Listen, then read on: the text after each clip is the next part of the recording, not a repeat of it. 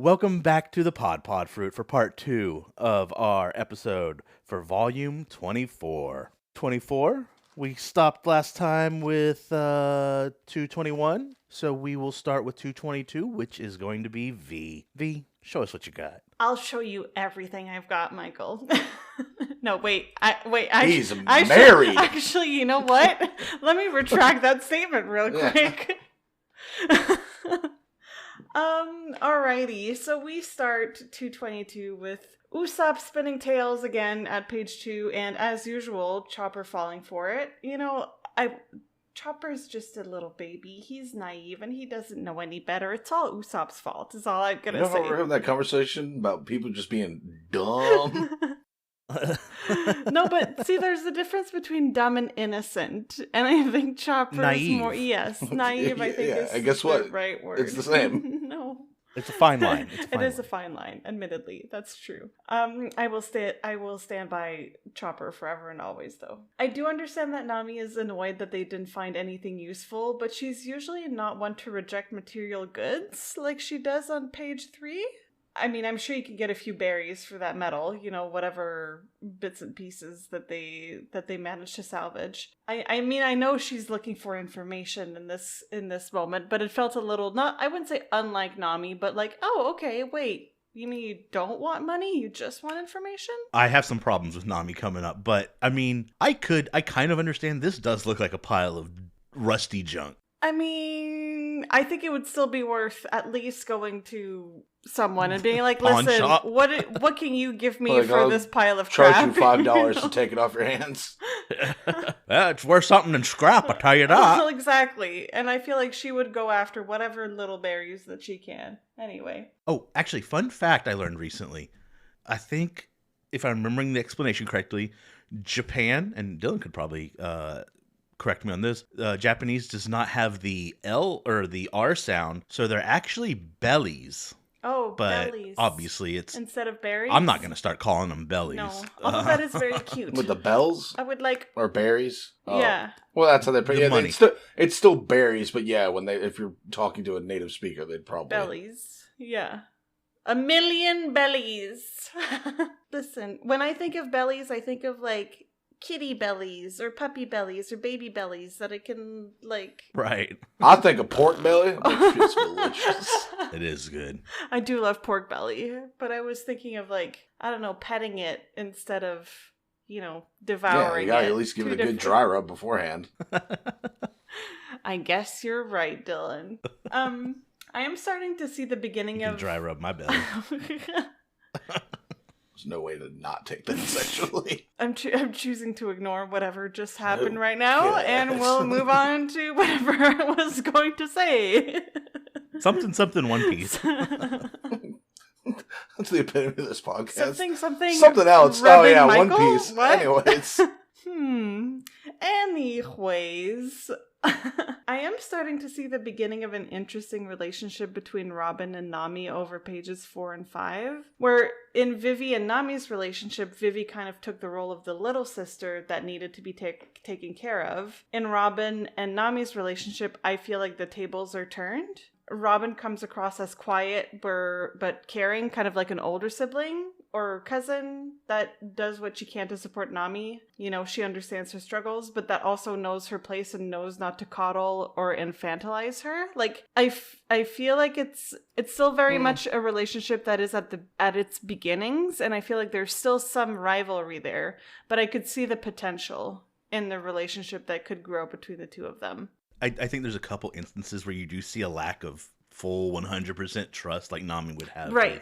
I mean, and she just showed up, right? Like, yeah. So I too would be wary of trusting this person, but I feel like there's a different dynamic there that differs from whatever dynamic was going on with Vivi. And I'm kind of looking forward to seeing where it goes for sure. A little shout out to the top left panel of page 5 where you see, is that top left or bottom left? It's the panel where Luffy, I think, is saying, hey, there's an octopus, let's make some octopus fritters. Yeah. It's in the panel. We see him just a little bit. I thought that was a nice little callback to the intro image story with Hachi, and also just another reminder that they have food on their mind literally all the time. Starting to think that Oda has a bit of a takoyaki fucking addiction. Takoyaki's so good. Can't stop thinking about him. I did enjoy the back and forth about whether to go to Jaya or the Sky Island. It's nice to see the group, it's nice to see the way the group interacts. And I feel like eventually Robin proposes a satisfying compromise and they're off to Jaya.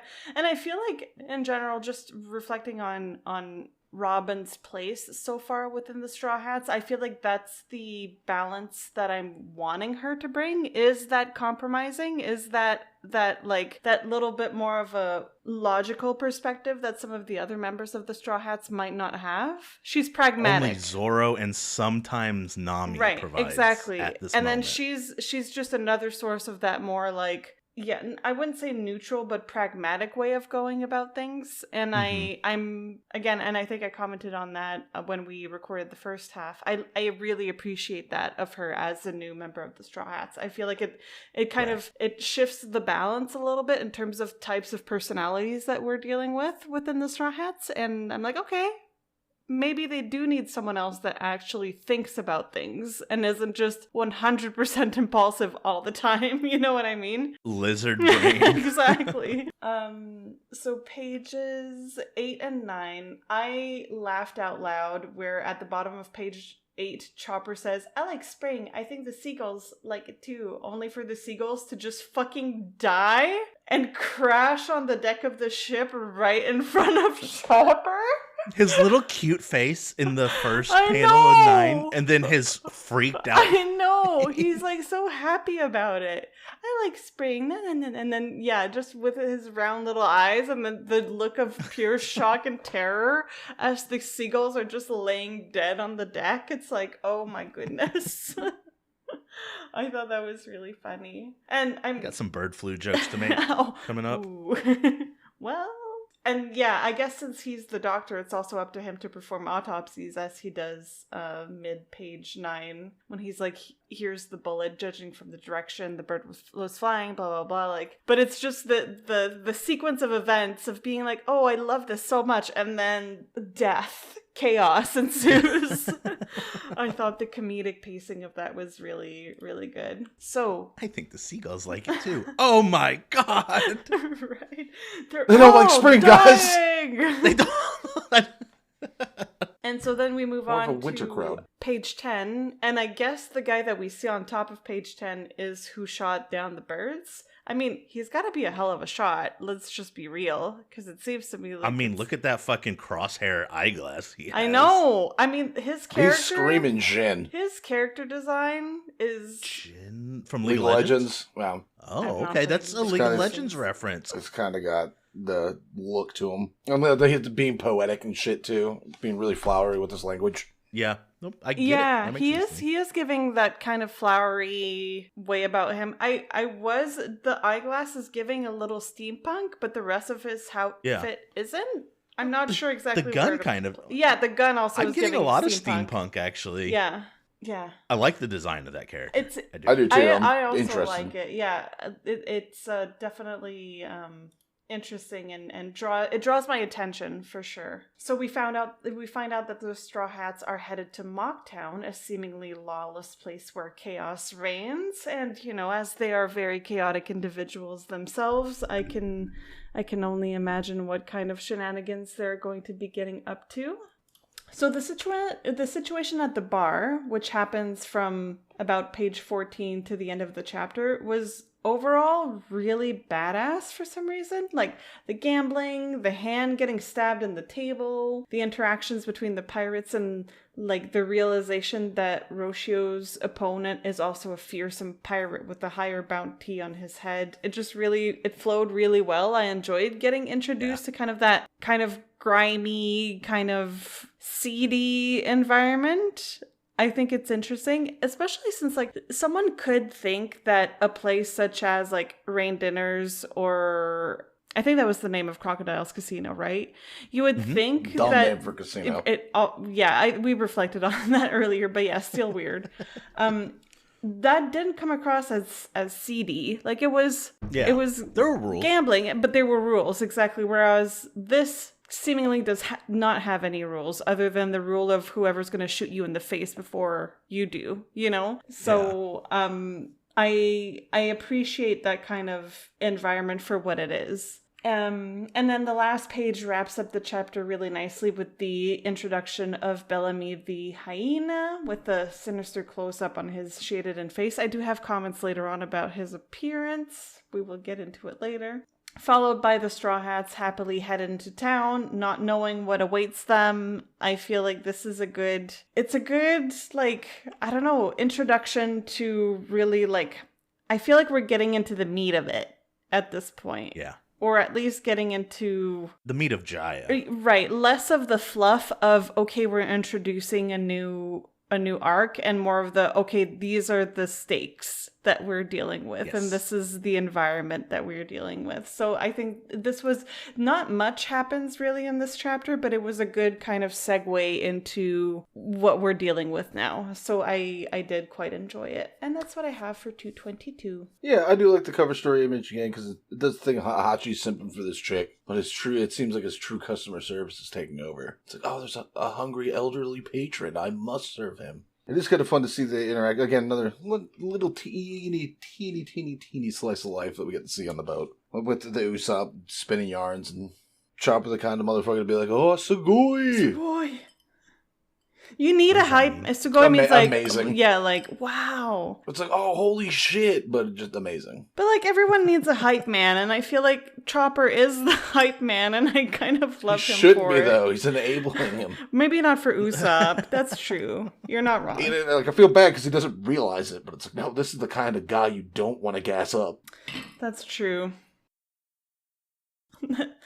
I'm starting to not like some of Nami's interactions with the crew. It's like, oh, why would you go down there in the first place? It's like, you fucking sent us. You were like, hey, go look for shit. We did, and now you're pissed off about it. And it's like, kind of fuck you, yeah. Zoro's calling her on her bullshit. Yeah. Which is good. So I sent you for information. It's like, yeah, we found out that everyone was murdered on that ship. That's useful. But I don't have any money. Fucking ugh. Luffy in armor? It's a vibe. I dig it.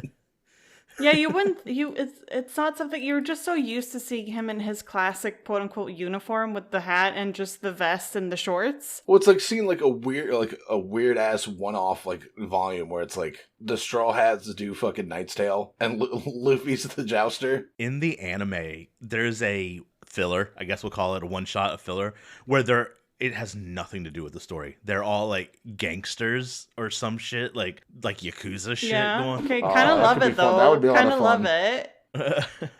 And I will say the things you talked about with Robin, I don't see it so much as just trying to like plant seeds of friendship. I'm kind of looking at it a little more. It's like I'm trying to get an in on you. Like I don't see you as potential like friends and allies. It's like, no, you're useful to me.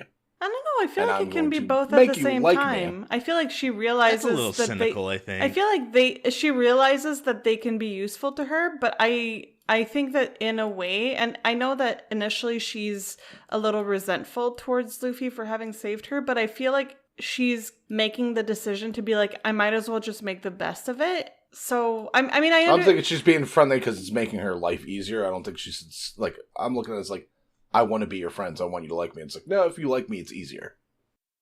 That's right, but I don't think I see where you're coming from, but it is very cynical. I don't know. I also understand where you're coming from, but maybe that's just me being the eternal, like, I want to make friends and love people all the time.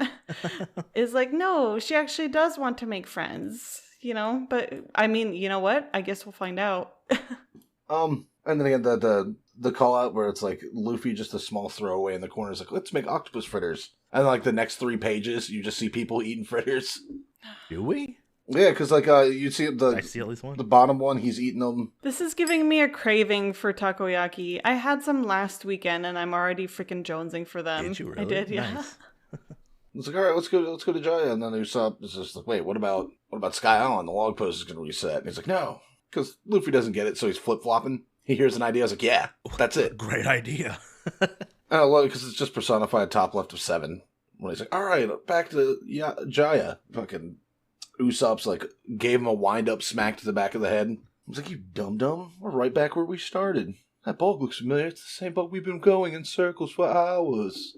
that from? We've been here before. It's Lord of the It's Rings. Lord of the Rings. Oh. It's like, oh, another bog. It's the same bog. I picked up on it, Dylan. I got We've you. been going in circles for hours. Is that from the movie? It's not. It's like, yeah. It's not 100%. I'm fucking some of it up, Which but that's the movie general. is that? I think it's Two Towers? Yeah, I think it's Two Towers. Two Towers. Yeah, that's right before they catch Where Gollum. yeah, it's where Sam and Frodo are walking around by themselves, heading towards Mordor. When he hits him with the classic, it's like, shame to lose such good rope, but it's a Gamgee knot that'll never come undone. And he gives it a tug, and it just falls because it's magic I do rope. not remember this at all. Sorry, maybe we need to, okay, so we got a One Piece podcast, we got a Zelda podcast, and we need to do a Lord of the Rings. We were just talking podcast. about Yeah, this he's just talking. before. It's like I've done so much editing, I could easily put together like 4 episodes of a fucking Zelda podcast.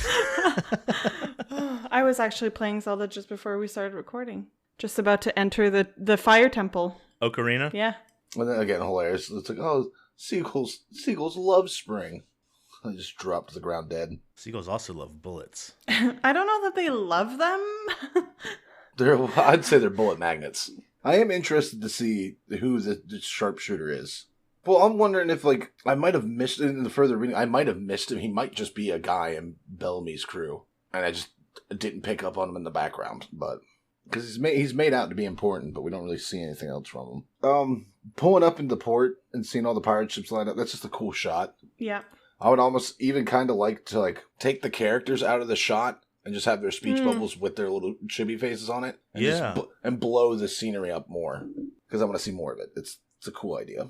And then does it give the name of the town? Mocktown. Oh yeah, there it is, Mocktown. But no, Mocktown definitely like crazy Moss Eisley vibes. Mm-hmm. It's like a port for smugglers, lowlifes, and the guy out front, like who's like, what a weakling! You call yourself a pirate? Ha ha ha! It's like, my friend doesn't like you. Yeah. I don't like you. And then when it cuts to the gambling, like Bellamy is just me like, I have the death warrant on 8 separate systems. But it's like the fun like 1-2 combo where he like talks to his second in command. He's like, he was cheating, wasn't he? He's like, yeah, sure was. Breaks the booze on him, kicks him out the window, and he flicks this. That's cool. That's cool. Over the top, little cheesy, yeah, but cool at the same time. And then the introduction to Bellamy the hyena. Get what they call him, a hyena. Yeah, I'm kind of I like fits the that title. vibe. Yeah, he's kind of a little fucking unhinged. I'm wondering if like the hyena thing also comes across in the anime. Like, did they make his voice or his laugh sound like a hyena? That's something because I feel like there's something that could be done with that, not just as a name, but as something that you can actually show, which may not come across in the manga versus the anime. Right. And of course, Luffy and Zoro see the place, and they're both like, "Oh, dude, we could have some fun here." Right. But yeah, that is all I have on that one. Setting the stage, the scenery is really cool. Couple characters I'm really interested in seeing where they fit in. But yeah. Yeah. So there's gonna be a lot of repeating on my part when it comes to Jaya. I'll go ahead and just kind of put my cards on the table here. That Jaya, this little arc that clearly is leading to something that's not Jaya. I don't think it's spoilers to say that Skypiea is. It feels like it's going to be much bigger than just that island. Yeah, and I love it. I love it so much. It's one of my favorite. Like, it reminds me of what was the city right before Reverse Mountain? Does anyone remember the name where we introduced a smoker? Oh, Lockdown. Logtown, yeah. It very yeah. much is giving Logtown as like the hub for what's next. And it's showing, all kinds of stuff that isn't really action oriented. It's kind of opening up the world. But it's world and building, we're seeing, right? Exactly. And I think that most of this is done really well, and I'm really excited to get into it. So just to start off, I really love, like Dylan said, seeing Luffy walk around in a suit of armor. Some fucking busted armor, to be specific. But he's just enjoying the spoils. Clearly Nami is not. And Nami's really going through all of this. And I'm not sure I love how just like naggy, is naggy the word? Is that? Yeah, like she's on their asses, Yeah, but it's all negative.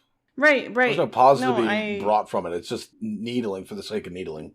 Needling, that's a great way. She is needling, I think, almost the rest of this volume, if I remember correctly. As someone whose first language is not English, I need to look up what needling It's exactly what it sounds like. They just keep poking you and provoke or annoy prodding. by continual criticism or questioning. Okay. Yes, I can Yeah. see that. I can absolutely see that. Sorry, I know a lot of words in the English language, but I didn't know this one.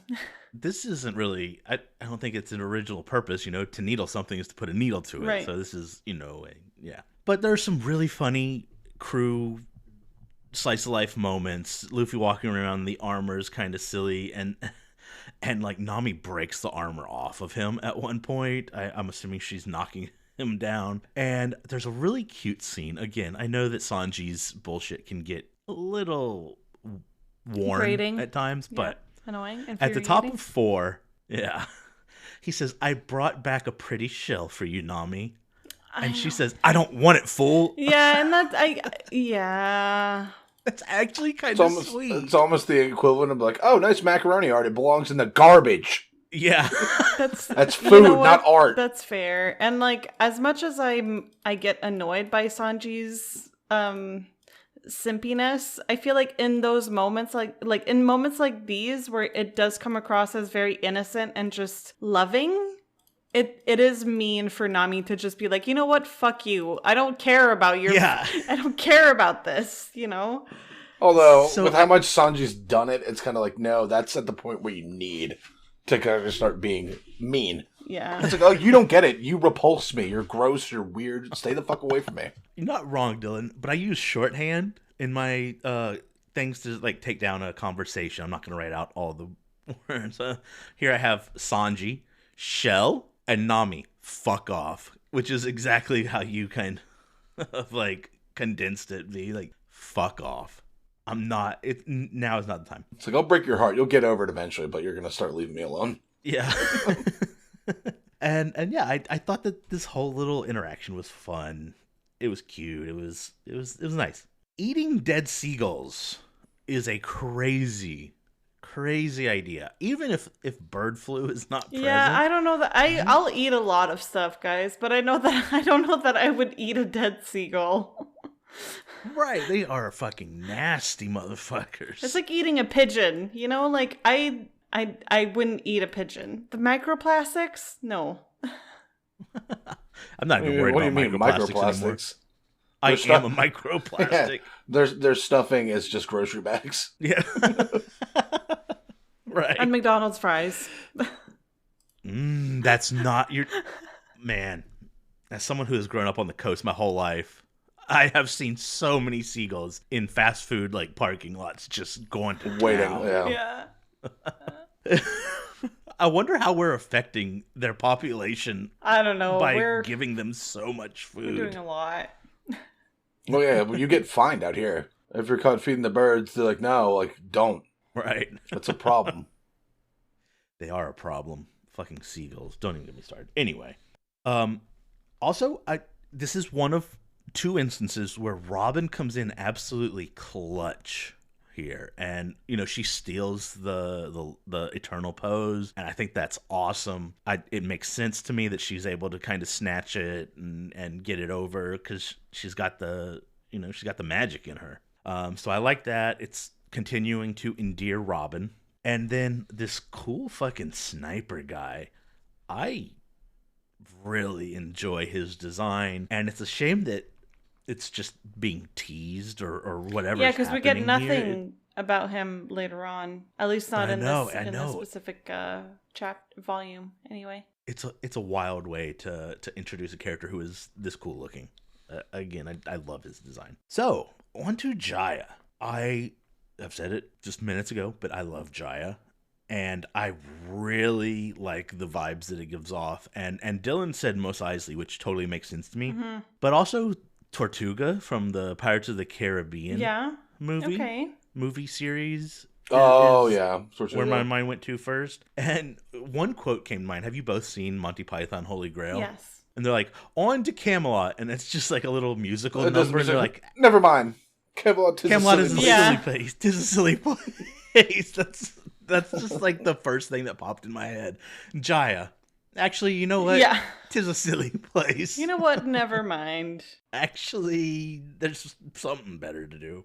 And yeah, I think this early on, and we will continue to get these just like flashes of interesting and unique characters that we're not really getting a whole lot of detail on. But I don't think either of you mentioned it. But this, did they give his name? The wrestling looking guy is like, what's the point of that? It's interesting to me, and it felt like something that I would want to see more. Well, yeah, so to me it's giving breadcrumbs. Like we're introducing you to these different characters and different elements, but because we're just at the beginning of it, we're not going to give you too much. We're just going to lay things there for you to pick up later on. That's how I'm feeling about this. Well, to double down on my Mos Eisley thing, I think it's the same feature they did with the guy who's like, my friend doesn't like you, I don't like you. It's just a way to let you know, it's like, hey, this is a rough and tumble place where fights just break out just because someone wants to fight somebody. He has such a unique, like, persona about him. I don't know. We've already seen Gorilla Man. I think Gorilla Man was way more interesting. Okay. I looked at this guy, he's just Masira, a set piece, you mean? you know. By Gorilla Man? Yeah. Yes, yeah. He's on Masira.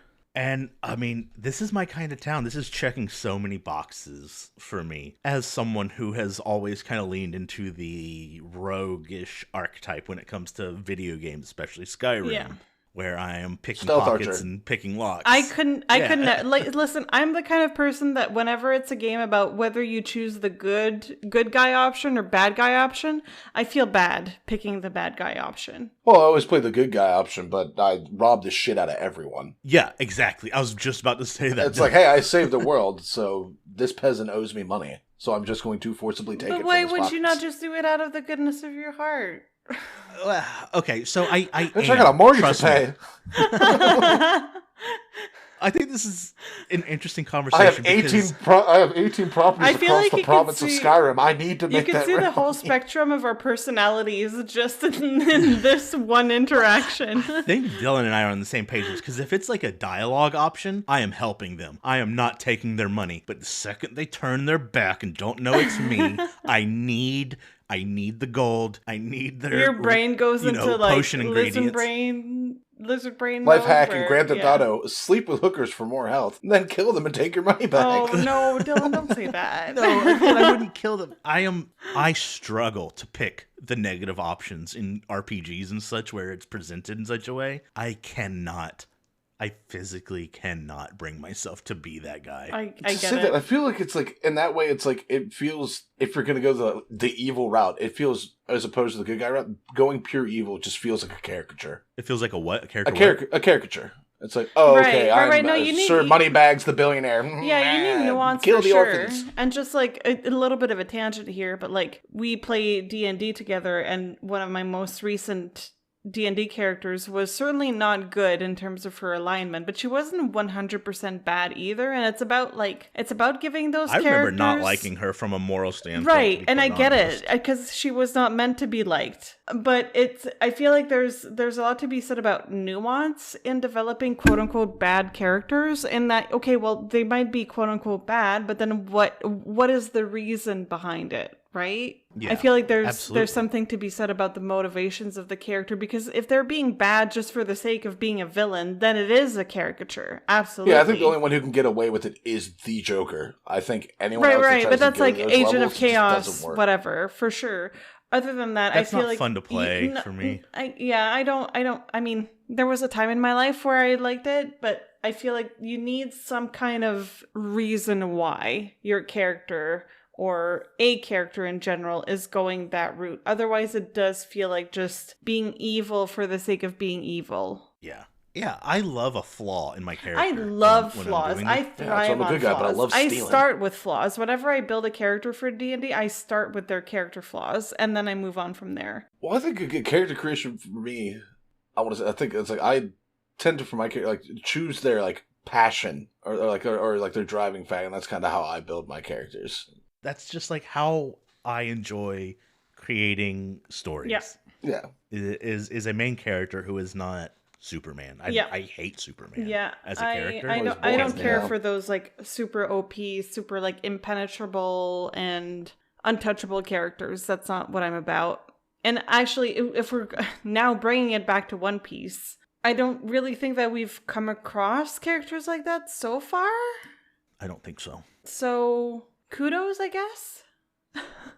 You could say Luffy, but he's at least stupid. He is naive. Yeah, but he still has some motivation about like the whole thing that happened with Shanks. Well, yeah, and he's gonna be king of the pirates. Right. There's some level of motivation, of reasoning why. I am a hero because I'm a hero, and that's all you need to know. Anyway, tangent over. Yeah, back to back to the chapter. Yeah, I really liked the final panel, and of course everything leading up to it. The Bellamy stuff was fun, cool, interesting to see where that's going to go. Clearly got a nasty little man here talking about kind of the feeling of the Joker, pure evil kind of stuff. And yeah, my summary here is really just like 2 sentences. This is cool. Very piratey. Mm-hmm. This is some of the most piratey stuff we've seen. Very piratey. And lawless pirate haven is my kind of place. It is a vibe that lands with me very, very well. Love Jaya, and I am excited. Oh, 223 is Dylan. On the cover page,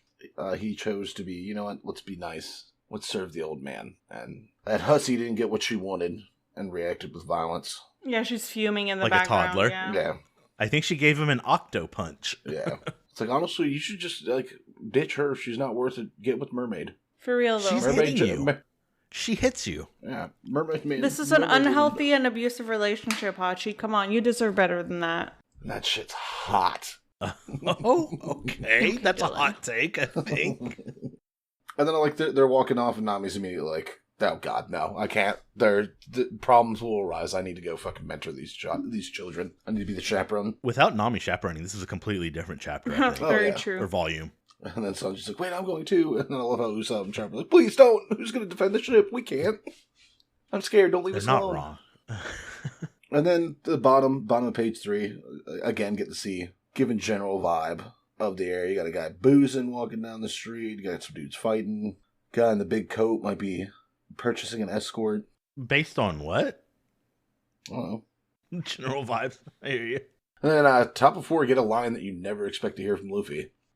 I promise never to fight in this town. It's like, oh, that's bold. That's a promise made to be broken. And of course, Nami, like, even there's like, all right, I said it. It's just like, all right, well, now you have to keep your, like, Nami's giving off, like, mega bitch vibes this volume, and I'm kind of really not liking it at all. Yeah. It's like, you're I making me understand not why like she's you. doing this. She really does have a valid motivation. Yeah, she does. They're I mean, locked she in. does, It but ends she's up backfiring, but I understand why. I understand where she's coming from. Well, it's, to me, what pisses me off, it's like, it's been demonstrated before. If something's really important to you, these guys will do it. So why you keep breaking their fucking balls? Right, yeah, they that's see that also a good this is point. very important to you, and they're like, you know what? Because it's you, I promise you, I won't do it. And you're just like, Absolutely. well, you're going to. I know you're going to. And it's just like, fuck you, Jesus Christ.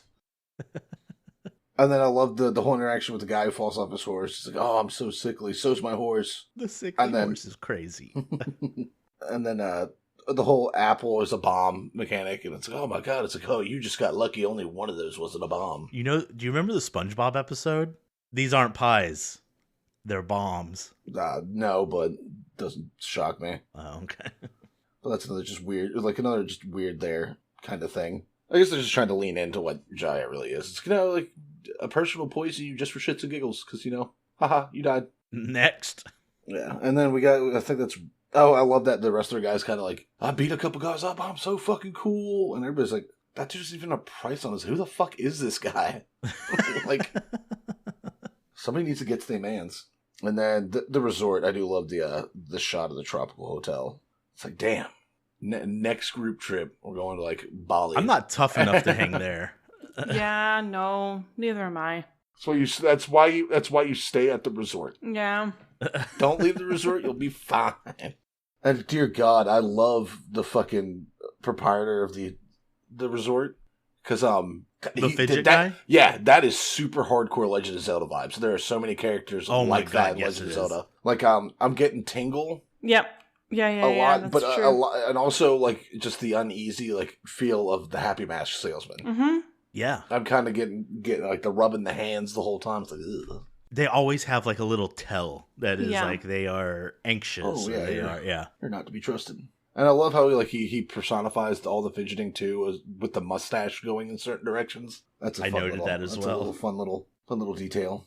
And then we get introduced to Big Knife. Okay, that's tiny. It's definitely tiny penis energy right there.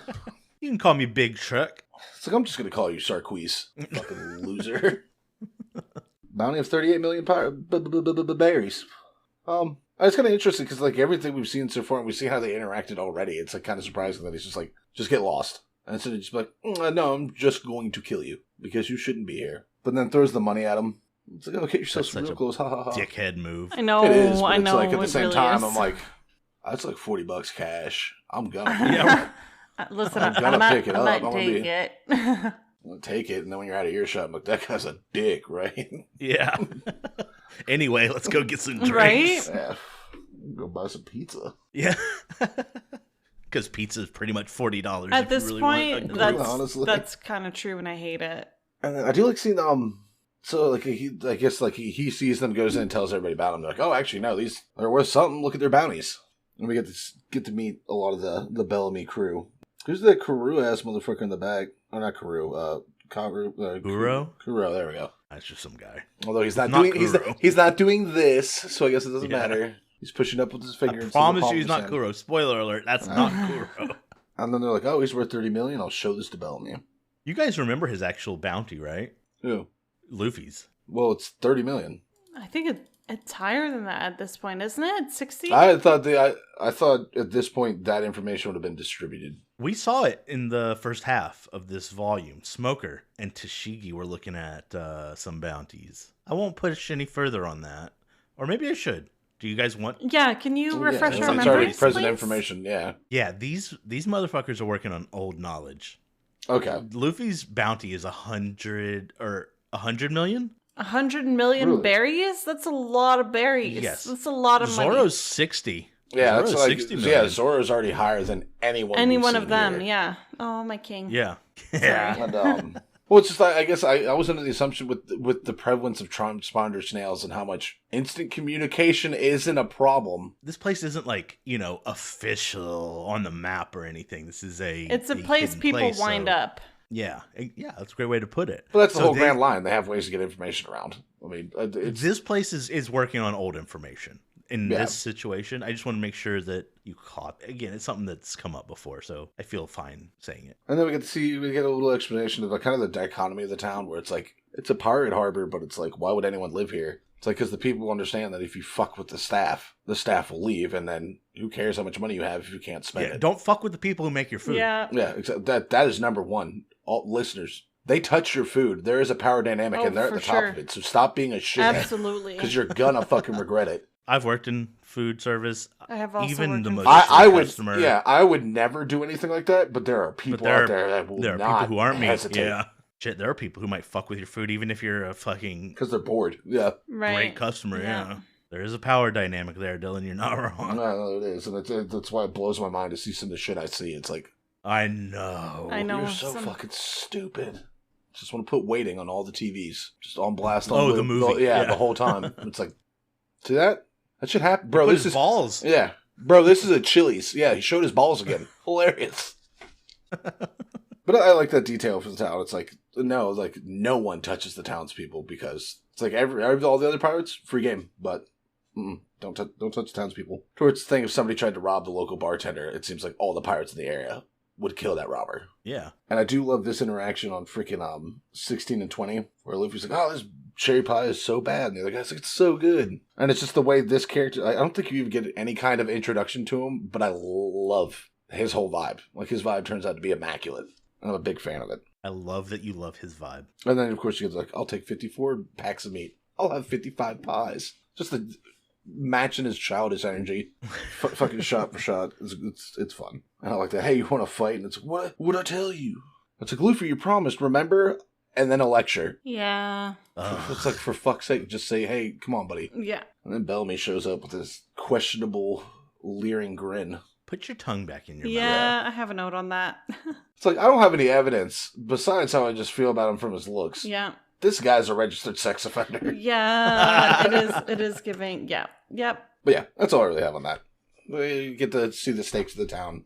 And I like the way they decided to lay it out. It was good world building. Yeah. But yeah, B. My turn. I feel like you touched on a lot of good points. I like how at the beginning of the chapter they all start kind of trickling out of the ship, like Zoro and Luffy first, and then Nami follows them, and then of course Sanji can't help himself and also follows them, and then all you have left are Usopp and Chopper, scared, staying in the ship, just being. Is it crazy to say guys. that I'm kind of glad that Sanji's staying back on this one? Like, this doesn't feel like a Sanji kind of situation here. Yeah, like, but he Luffy and wants to Zoro go. makes- He wants to I go know. because he doesn't want to leave Nami alone. But I mean, I agree. I feel like maybe that's just my bias about wanting Sanji to kind of stay in his lane. But you're right also in that it doesn't feel like an environment. Well, I don't know.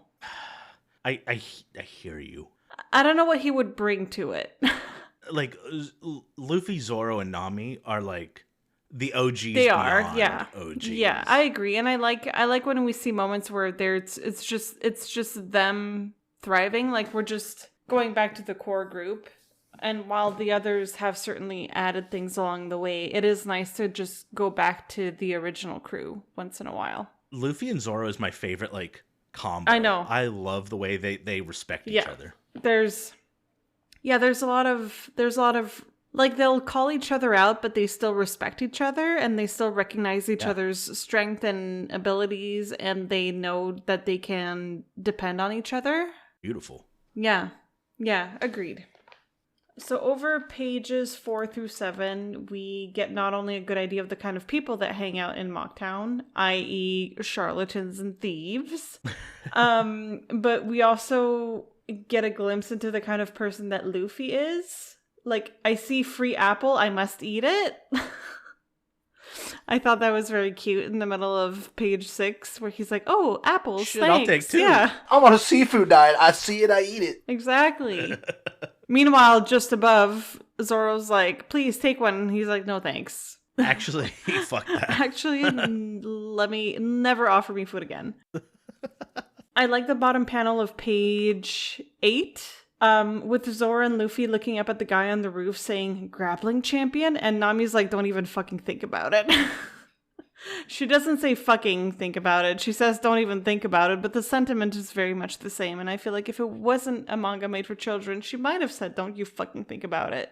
I did also quite enjoy the shot, kind of the shot of the resort at the bottom of page 9 with the like wider shot and the palm trees. It's nice and scenic.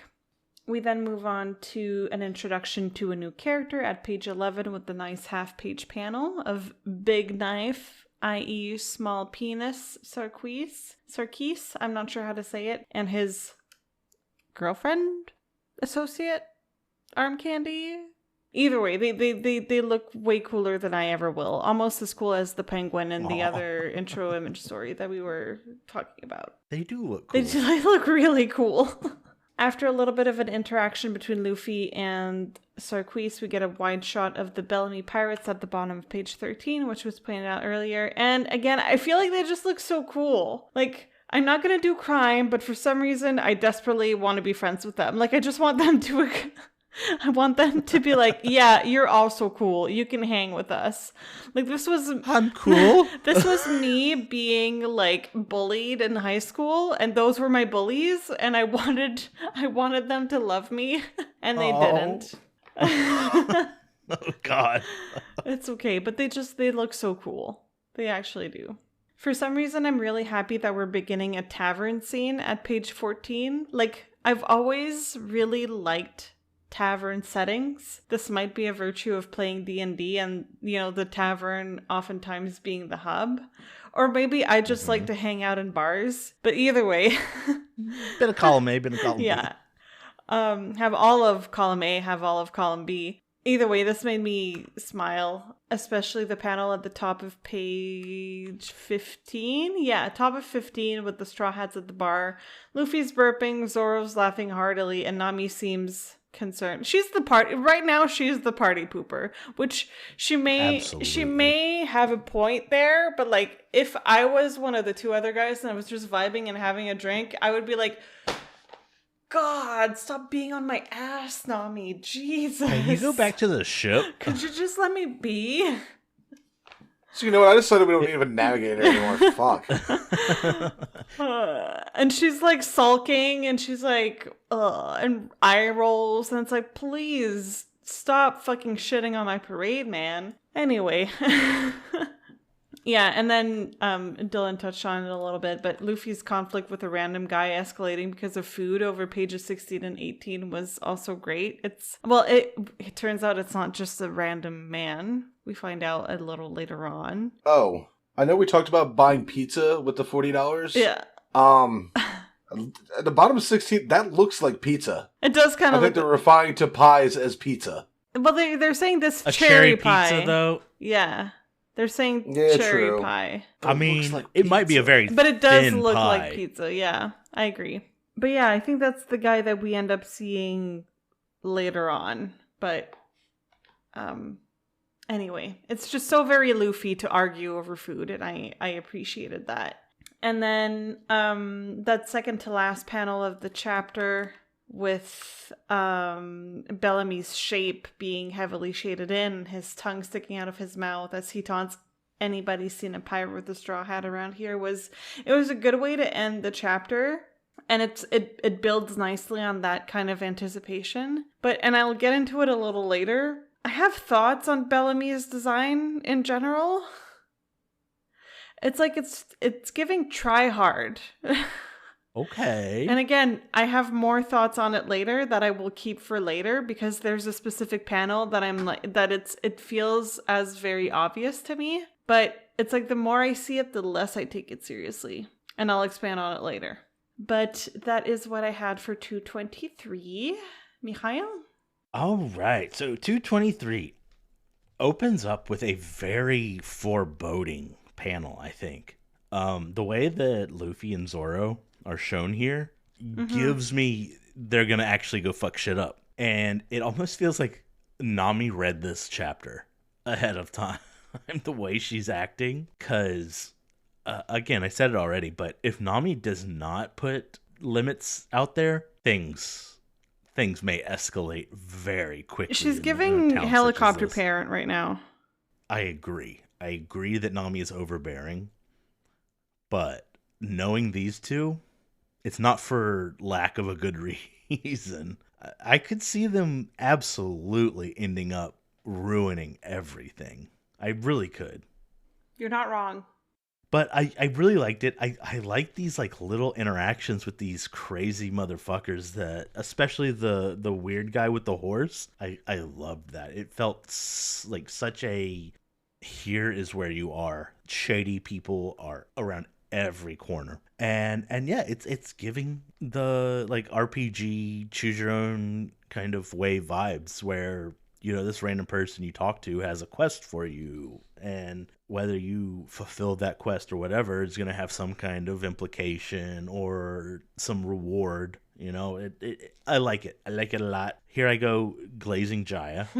I love Jaya. I mean, there's just so much madness all around every corner, and I think it's really like showing a lot of potential for just sheer nonsense and adventure and cool characters, and it's doing such like a rapid pace. It's like, again, the sniper from the last chapter, he came and he's gone. This weird horse guy, it's a lot, and I like it because it's not making you try to remember their names or anything. It's not giving them a title card or anything. It's like, that was weird. Anyway, on to the next weird thing. And yeah, the drink pie scene, I ate it up. I really, to agree with both of you, I thought that was an interesting whatever is going on there. So to kind of summarize, just because I love everything that Jaya kind of offers, I'm gonna again repeat myself a lot in this volume. It's broken record time of like just absolutely diving into whatever is next. I feel like some of the introductions are a little bit more measured. Yeah. I think is a good word. It takes many things and it's kind of it's dangling them like a carrot on a stick here for you. I absolutely remember wanting, when I first read through this, wanting that carrot, wanting to know more. It does such a great job at keeping you hanging on, and I love what's happening here. I'm so excited, and I've told you guys this before, but the next volume is one of my favorites. There's going to be a lot of payoff. So that's what I had for 223. 224 is V. Yeah. So, 224, the intro image. I like just the simple shot of Hachi in the sunset with the mermaid. It's heartwarming. It's sweet.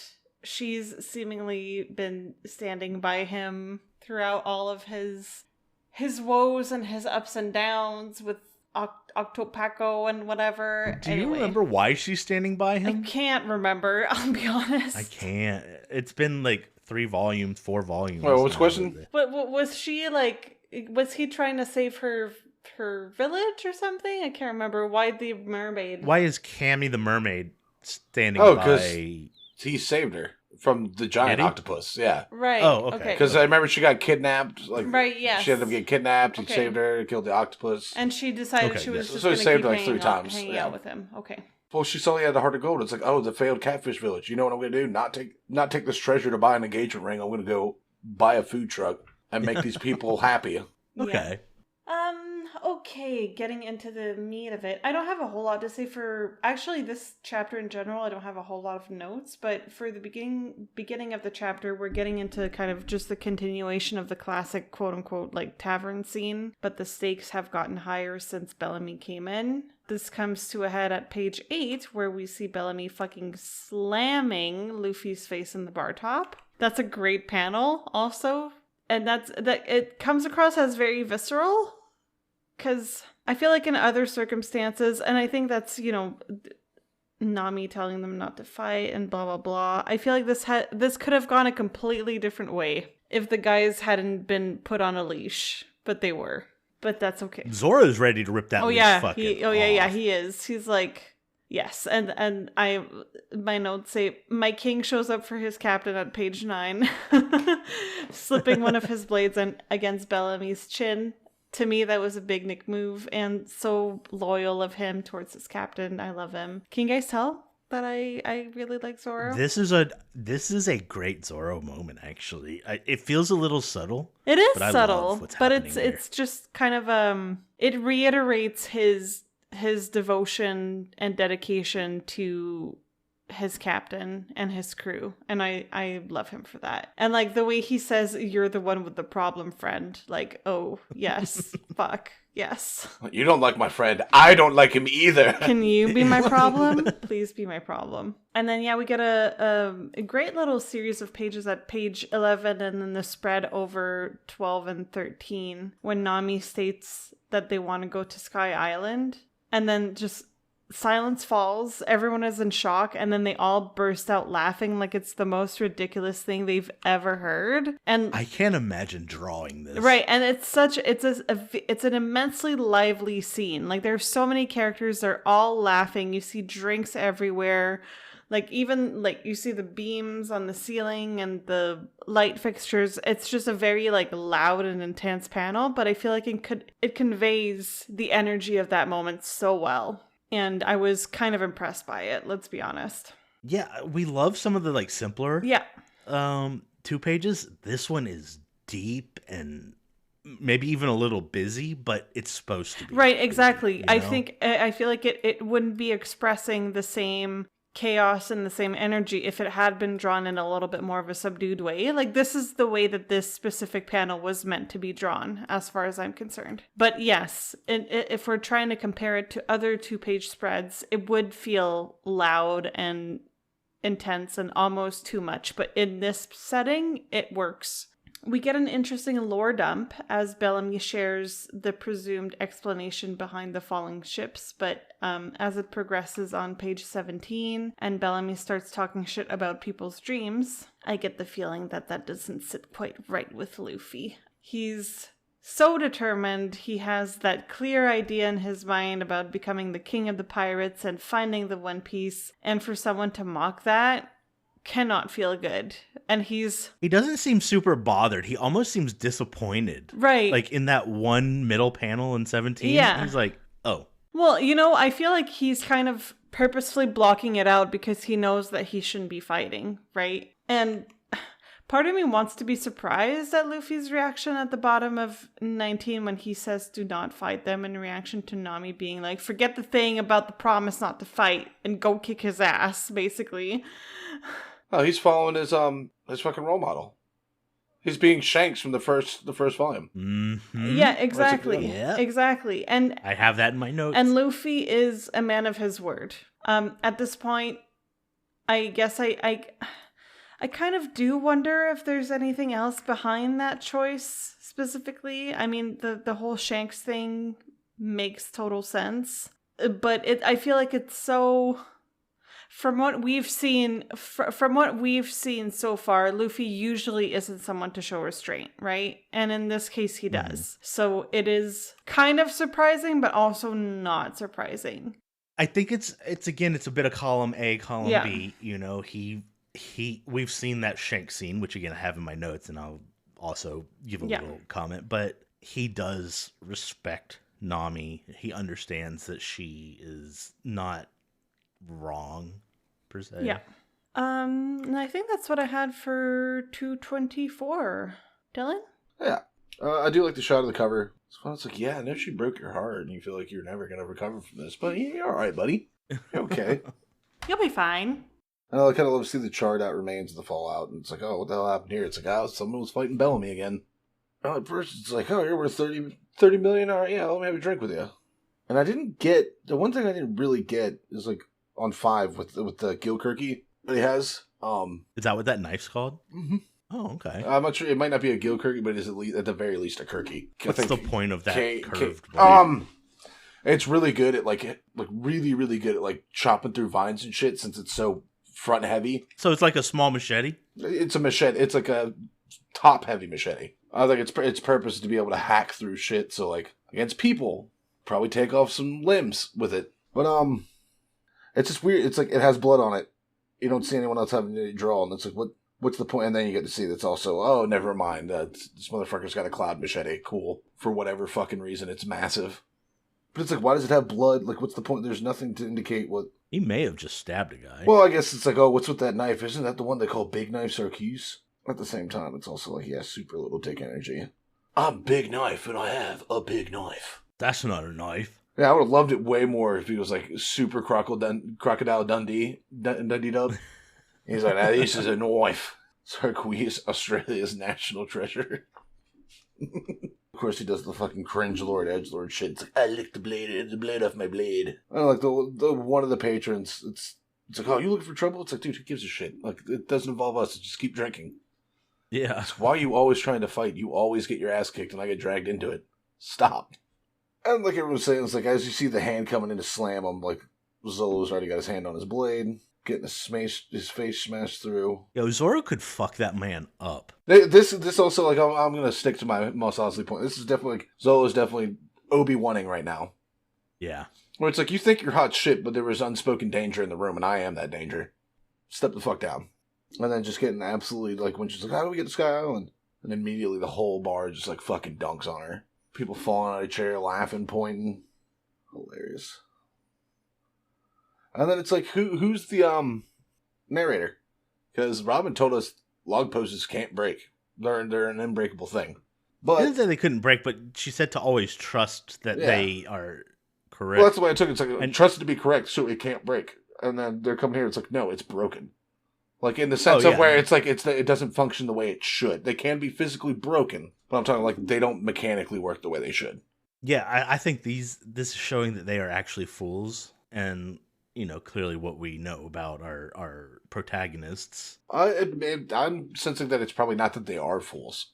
It's more just being like, everyone else is willing to just explain it away. Yeah, like, it'd be easier if it was just broken, but it's like, no, that's not the case. There's a harder truth to get to. That's fair. I like where your mind's at. And then Nami's blushing and shit, laughing at me. And the thing is, when you're talking about, like, Luffy at the 15 in his face, that's just him being stoic. It's like, people have laughed at my dreams, my goals, and my ambitions so many times. You're not the first, you're not going to be the fucking last. It doesn't bother me. Yeah, but I feel like in the past it has gotten to him. Which, he's grown. I think this is showing his growth. I don't know. I feel like there's got to be something else to justify that reaction. It might be that. It might be growth, but I'm like, I don't know. That's so not Luffy. This scream, like all of what I've seen of this whole chapter screams Shanks. Shanks were first introduced to him. I think Luffy has actually grown enough to come to the thing. It's like, if I fly off the handle, go off my emotions, and just start fighting people, innocent people end up getting dragged into it and affected. I'm going to ruin this bartender's bar. People who wouldn't have been in the fight initially are going to get swept into it and people are going to die. I think he's starting to finally realize that, no, my action, he's not completely there yet, but he's starting to understand, because hearing the explanation of, like, people don't fuck with the townspeople. It's like, I also believe that this is a callback to Volume 1, really. I think he's starting to understand how to be, like, a good captain and be able to, like, I need to keep my emotions under check. I think it's showing Luffy's his growth. That's the way I take it, because the shit getting smashed at him just comes back to, it's like, oh man, he made you look like such a chump. It's like, haha, yeah, but at least they didn't destroy the bar, I guess part of me guys? was expecting more of a, like, if we're talking about personal growth from Luffy's perspective, I would have expected more of a moment to signify the growth, like a distinctive moment in which I would have been like, oh, this is a character growth moment for Luffy. And I'm struggling to identify that. I think the last panel may put that in bold, I think. Well, to see him hold it, when he's just like, don't fight them, I was like, oh shit, no, he's learned. Like, it was like, oh, he's kind of acting like Shanks, It's like, oh no, he is for sure being like Shanks. He's trying to be a good captain and not bring innocence into his struggles. What would have caused him to have that change in perspective? Everything he saw in Arbana, it's like, oh, I thought I was fighting bad guys, but no, they're actually just innocent people pushed too far. Yeah, okay. I think he's starting to realize that there's wider consequences and that people who shouldn't get hurt end up getting hurt. And to a lesser extent, I think Nami's insistence here. Yeah. Maybe I'm just underestimating Luffy, if I'm being transparent. I mean, he's written to be underestimated, I think. Yes. And that's why this moment comes off as super shocking, because it's like, oh, holy shit, he can learn. Right. At least for me. That's the way I read into it. And that's pretty much all I have really on it. This is a big, like, Luffy's starting to see bigger pictures and start to take into account people who aren't involved getting involved, because he just flies off the handle. Oh, okay.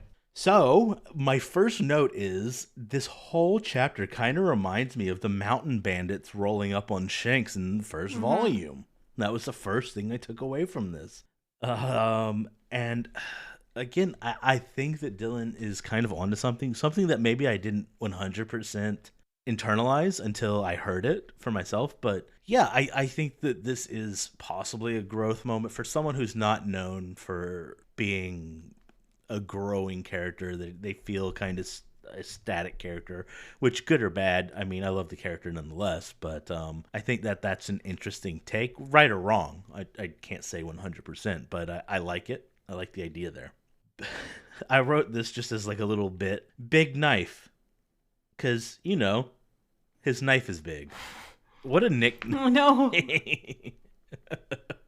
I know. Like, nothing else he has done. It's so stupid and shallow. Yeah, nothing else this man has done. He's got a big knife. As much as his big knife. V, I want to give a shout out to your boy.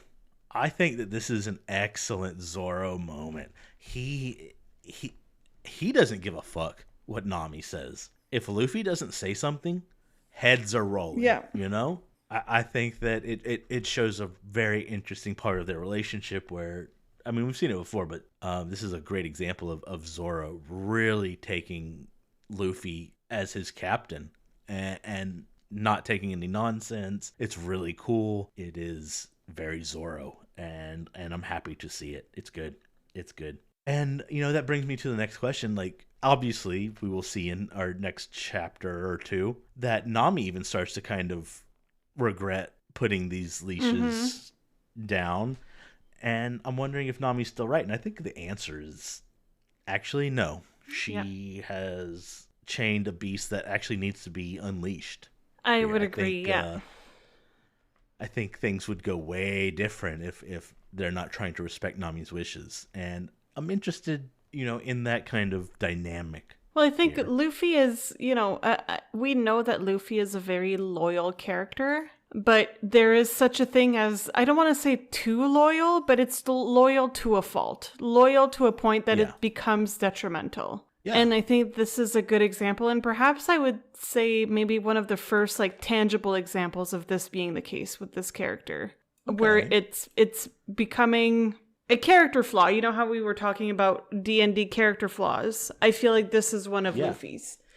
In that sometimes it is a good thing. And then on other times you see the other side of the coin of that that devotion. And I feel like it's an interesting thing to witness for sure. Right on. Yeah, I like that. It is a flaw of loyalty. I think that loyalty does have its limits. You know, you need to see a bigger picture.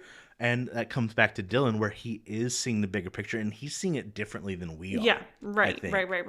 And that's not a bad thing. I think, in fact, it's even a good thing that he sees that there is more to be gained from not standing up for himself, whereas myself, and maybe you and Dylan too, would have kind of, like, if we had the same kind of powers, so to speak, we would not have played nicely. Right.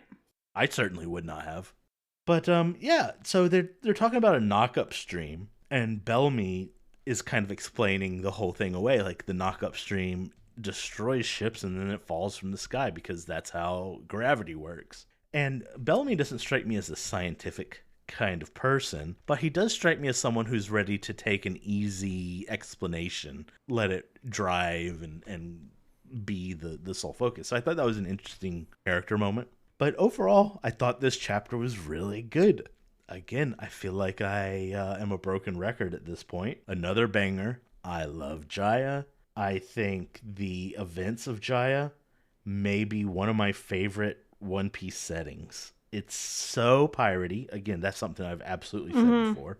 And there are some very strong moments of restraint and pushing boundaries in a way, like the boundary pushing is rejected, I guess is the way I'm trying to put this. Like, there's clearly more action needed, and it's just an interesting dynamic, I think, overall of how they have to conduct themselves in a place that truly is lawless, where anything could go, but they're doing less rather than more.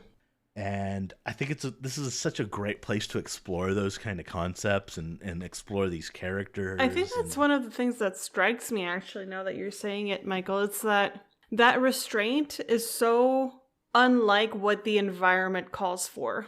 Yeah. It's the opposite of what the Oda could have let loose. It could have been a battle royale. Right, you know? Exactly. So it's a little, it makes it even more surprising and strange to witness that kind of behavior in that specific environment.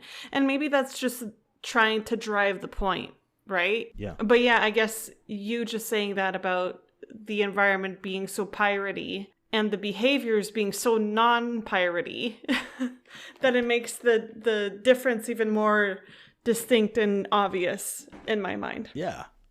Yeah, absolutely. But yeah, that's what I had for 224. 225 will be Dylan. Again, cover story, I like it. And it's more even terrifying. It's like he has his fish crew buddies. We're all dreaming of growing up to be cannibalistic food cart vendors. Like, is this him, like, remembering, like, a dream he had with his homies? Yeah, the homie's like, dude, we're going to run a takoyaki side. It's going to be awesome. Or maybe bro, you're an octopus. Don't worry about it. Right, don't worry about it. And it's coming across as what he would want to see. It's, so the character on the right is clearly the dude Fishman who fought karate. Sanji. Yeah, got his ass beat. God, the other guy is not Chu. I remember Chu's name so specifically. I don't know. No, it's not Chu. Which is weird that he's not, but yeah. So the Stingray guy and some other guy. It's honestly, if you're gonna have a random guy, why not just make it him? Right. Right, but I wonder if there's not like as a child daydreaming about what he just did. I would have to go back and see if I can spot that other guy somewhere in the mix, but I do not remember that guy at all. It might be Chu.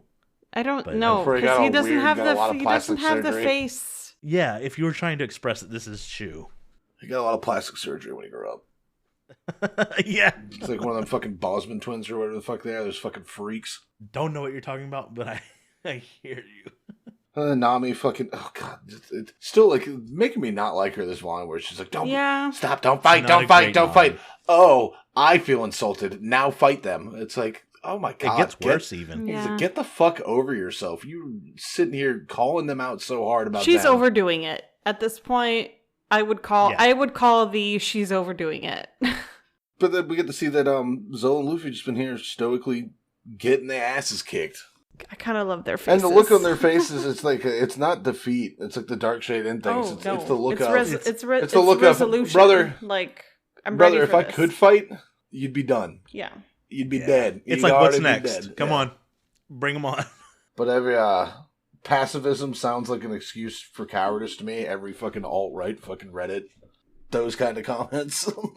You're not wrong. I feel like Reddit shouldn't be a barometer for humanity. Anything. Anything at all, yeah. Again, really, the Nami. I love her, but this is not her shining moment. She has I feel like great she's done this like moments. 2 or 3 times before, where it's like she's kind of just being a bitch, and then she has her Bellemare arc. It's like, okay, I kind of get it, but it's like, Right. these that, guys that kind of trauma can give. You don't need to put up that front with these guys, and he's proved it. The whole time you're like, go the fuck away, you're not helping, you're making it worse. It's like, here's my hat, I got you. Yeah. And it's like, and the fact, it's like, you're just, at this point, just throwing it back in their fucking face. It's like, come on now, you're friends. Why do they have to keep proving their value? It's kind of my thing. Because none of us have to like constantly be challenged with each other and prove our value of friendship to each other. Read the room, Nami. Jesus. I mean, everybody's dog shitting on his dreams and everything, making fun of him, and like, again, the stoicism of like, oh, we could mop the fucking floor with you, but we can't. Spits the drink in the face, again. Mountain bandits. Oh, never mind. I didn't really, like, the whole crew's getting involved on the ass whooping on Zolo and Luffy. Because Bellamy kicks the shit, like, knees the shit out of fucking Zolo. I Which, like that's a that good panel. Yeah. though. That's a hardcore Yeah. panel. It is. It really is. Because he's still fucking glaring him down. That one eye's like, Zoro has bitch, I taken swear a to God. drill. A fucking whole ass drill to the Oh, literally, chest. yeah. Yeah, he like looked at a fucking combine harvester thing. I was like, I could take that. Just laid down in a grain field. Yeah. This is how I train. Damn. Ah, God! How do I get stronger? I dive through wood chippers all the time. Speaking of wood chippers, just real quick, anyone who hasn't seen Tucker and Dale versus Evil, please watch it. I have. It's on my radar. We're gonna have to watch it around Halloween because it's so good. I haven't come up with a sequel yet. The Dale character is 100% Dylan coded. Like, Oh, it is so Dylan. Anyway. But yeah, again, they just stoically take the ass whooping to the point where like, ha ha ha, it's not fun beating up people who don't fight back. So we're gonna leave now. You should ditch them, and I'll buy you. Ooh, ugh, getting some Arlong vibes on that one. Yeah. Got these cat ears and a Yeah. tail. Yeah. Come on, my little kitten, purr for me. Oh, no, stop it Don't. right now. Stop it. Just stop. And I like Nami's fucking throwback of I thought it was kind of weak. Well, I'm not interested in joining a gang of third-rate bullies. It felt. It she felt could have forced. said Well, so After everything she's pulled this whole fucking time, it's like, well, were you not just fucking bullying them the whole time? But like seeing that, it's like, oh no, they're just they pick on weaker people because they think it's easy. And the weird thing that I got was that right panel of 8 where it seems like his floozies they have been following him around on his like coattails and stuff. Like, but no, that panel where they're kind of looking at each other, the one's like, but the other two are kind of like, oh, maybe that is icky. Because the one, like the two on the right are kind of like, oh, I don't like this. I feel like I was made to open my eyes to something. I don't like the realization. Pack up your sissy friends and get out while you still can, small fry. And that's interesting because now, like you said, operating on the old information. It's like, how would he have reacted if he knew? It's like, hey, like, no, Luffy himself, or no, Zolo is higher bounty than you are. Luffy's is double your bounty. Yep. Well, he doesn't know. That's exactly he does. Yeah. He just. But it's like, would you be strutting this hot shit this hard if you were aware that Luffy and Zolo, two people, kind of outpace your whole This fucking motherfucker crew? took down a warlord of the fucking government. Right. Because Crocodile was a warlord, right? Oh yeah, he was a warlord of the sea, one of the 7 Yeah, warlords of the one sea. of the 7. Yeah. Yeah. And these motherfuckers aren't Crocodile. No, No, they're not. it's like you don't even have gum fruits. You're just kind of a psychopath. I said gum fruit, devil fruit powers. Yes. And like, bottom up to 9, we're like, just gotta talk to ourselves like, well, yeah, the skyline does exist. It's like, well, yeah, but then like later on, you're gonna be like, why'd you fucking lie to us? It's just broken. It doesn't exist. You made me look like an idiot. It's like, Nami, for fuck's sake, stick to something. You're as bad as a goddamn politician, flip-flopping all over the place, or you I goddamn mean, fish she's out of water. I can see that she's having trouble kind of internalizing this kind of fantasy world that is happening in front of her. Yeah, it's to a point where it feels like disbelief, or Yeah. and that's to me a little bit unwarranted in this case. Like Yeah. it's like, well, why are you You've seen some crazy yeah, shit. exactly. Why are you super skeptical of all of a sudden? And also the top left panel of 9, too, like the bar just being quiet. I'm kind of reading it based on my theory of what I think of it as. It's like he's kind of looking at it being like, damn, I'm kind of glad they're not fighting back, because if they did, my bar would be destroyed. Yeah. I mean, Yeah. my They would bar be. is destroyed, but my establishment is still standing. A couple broken tables and mugs is a lot easier to replace than a building. And then, here we go. The part I really liked. Homeboys As they leave the bar. Yeah, as they leave the bar, vibe check guy, top of 10, Yeah. laughing. And like looking at, like, calling Nami out on her bullshit. It's like, why are you so upset? Your friends won that fight. Yeah, I agree. I feel like that is calling Nami out on her bullshit a little bit. And then I love the flashbacks of, like, Shanks and his brother. It's like, oh, you are going to be better than us? Well, next time we meet, it's going to be time to prove it. And I love that. Your comeback was impressive, too. You got guts, stands up, death stare, adjusts the cap. And again, screams so hard at, like, One Piece's ideals. The new age they spoke of is rubbish. The age of pirate dreams is over? Huh? Really? Maniacal laughter. And then the 2-page spread. Oh, God. You like that? Yeah, that's fucking hard. That's It like is, yeah. motivational. That's motivational poster status. It shit. is. Like, it actually is. it's I have a wake up in the note- I have a morning note and the on first that. thing I see is people's dreams don't ever die. It's like, okay. Like, thanks for getting me out of bed, random guy in the in the street. Thanks for giving me the motivation to continue.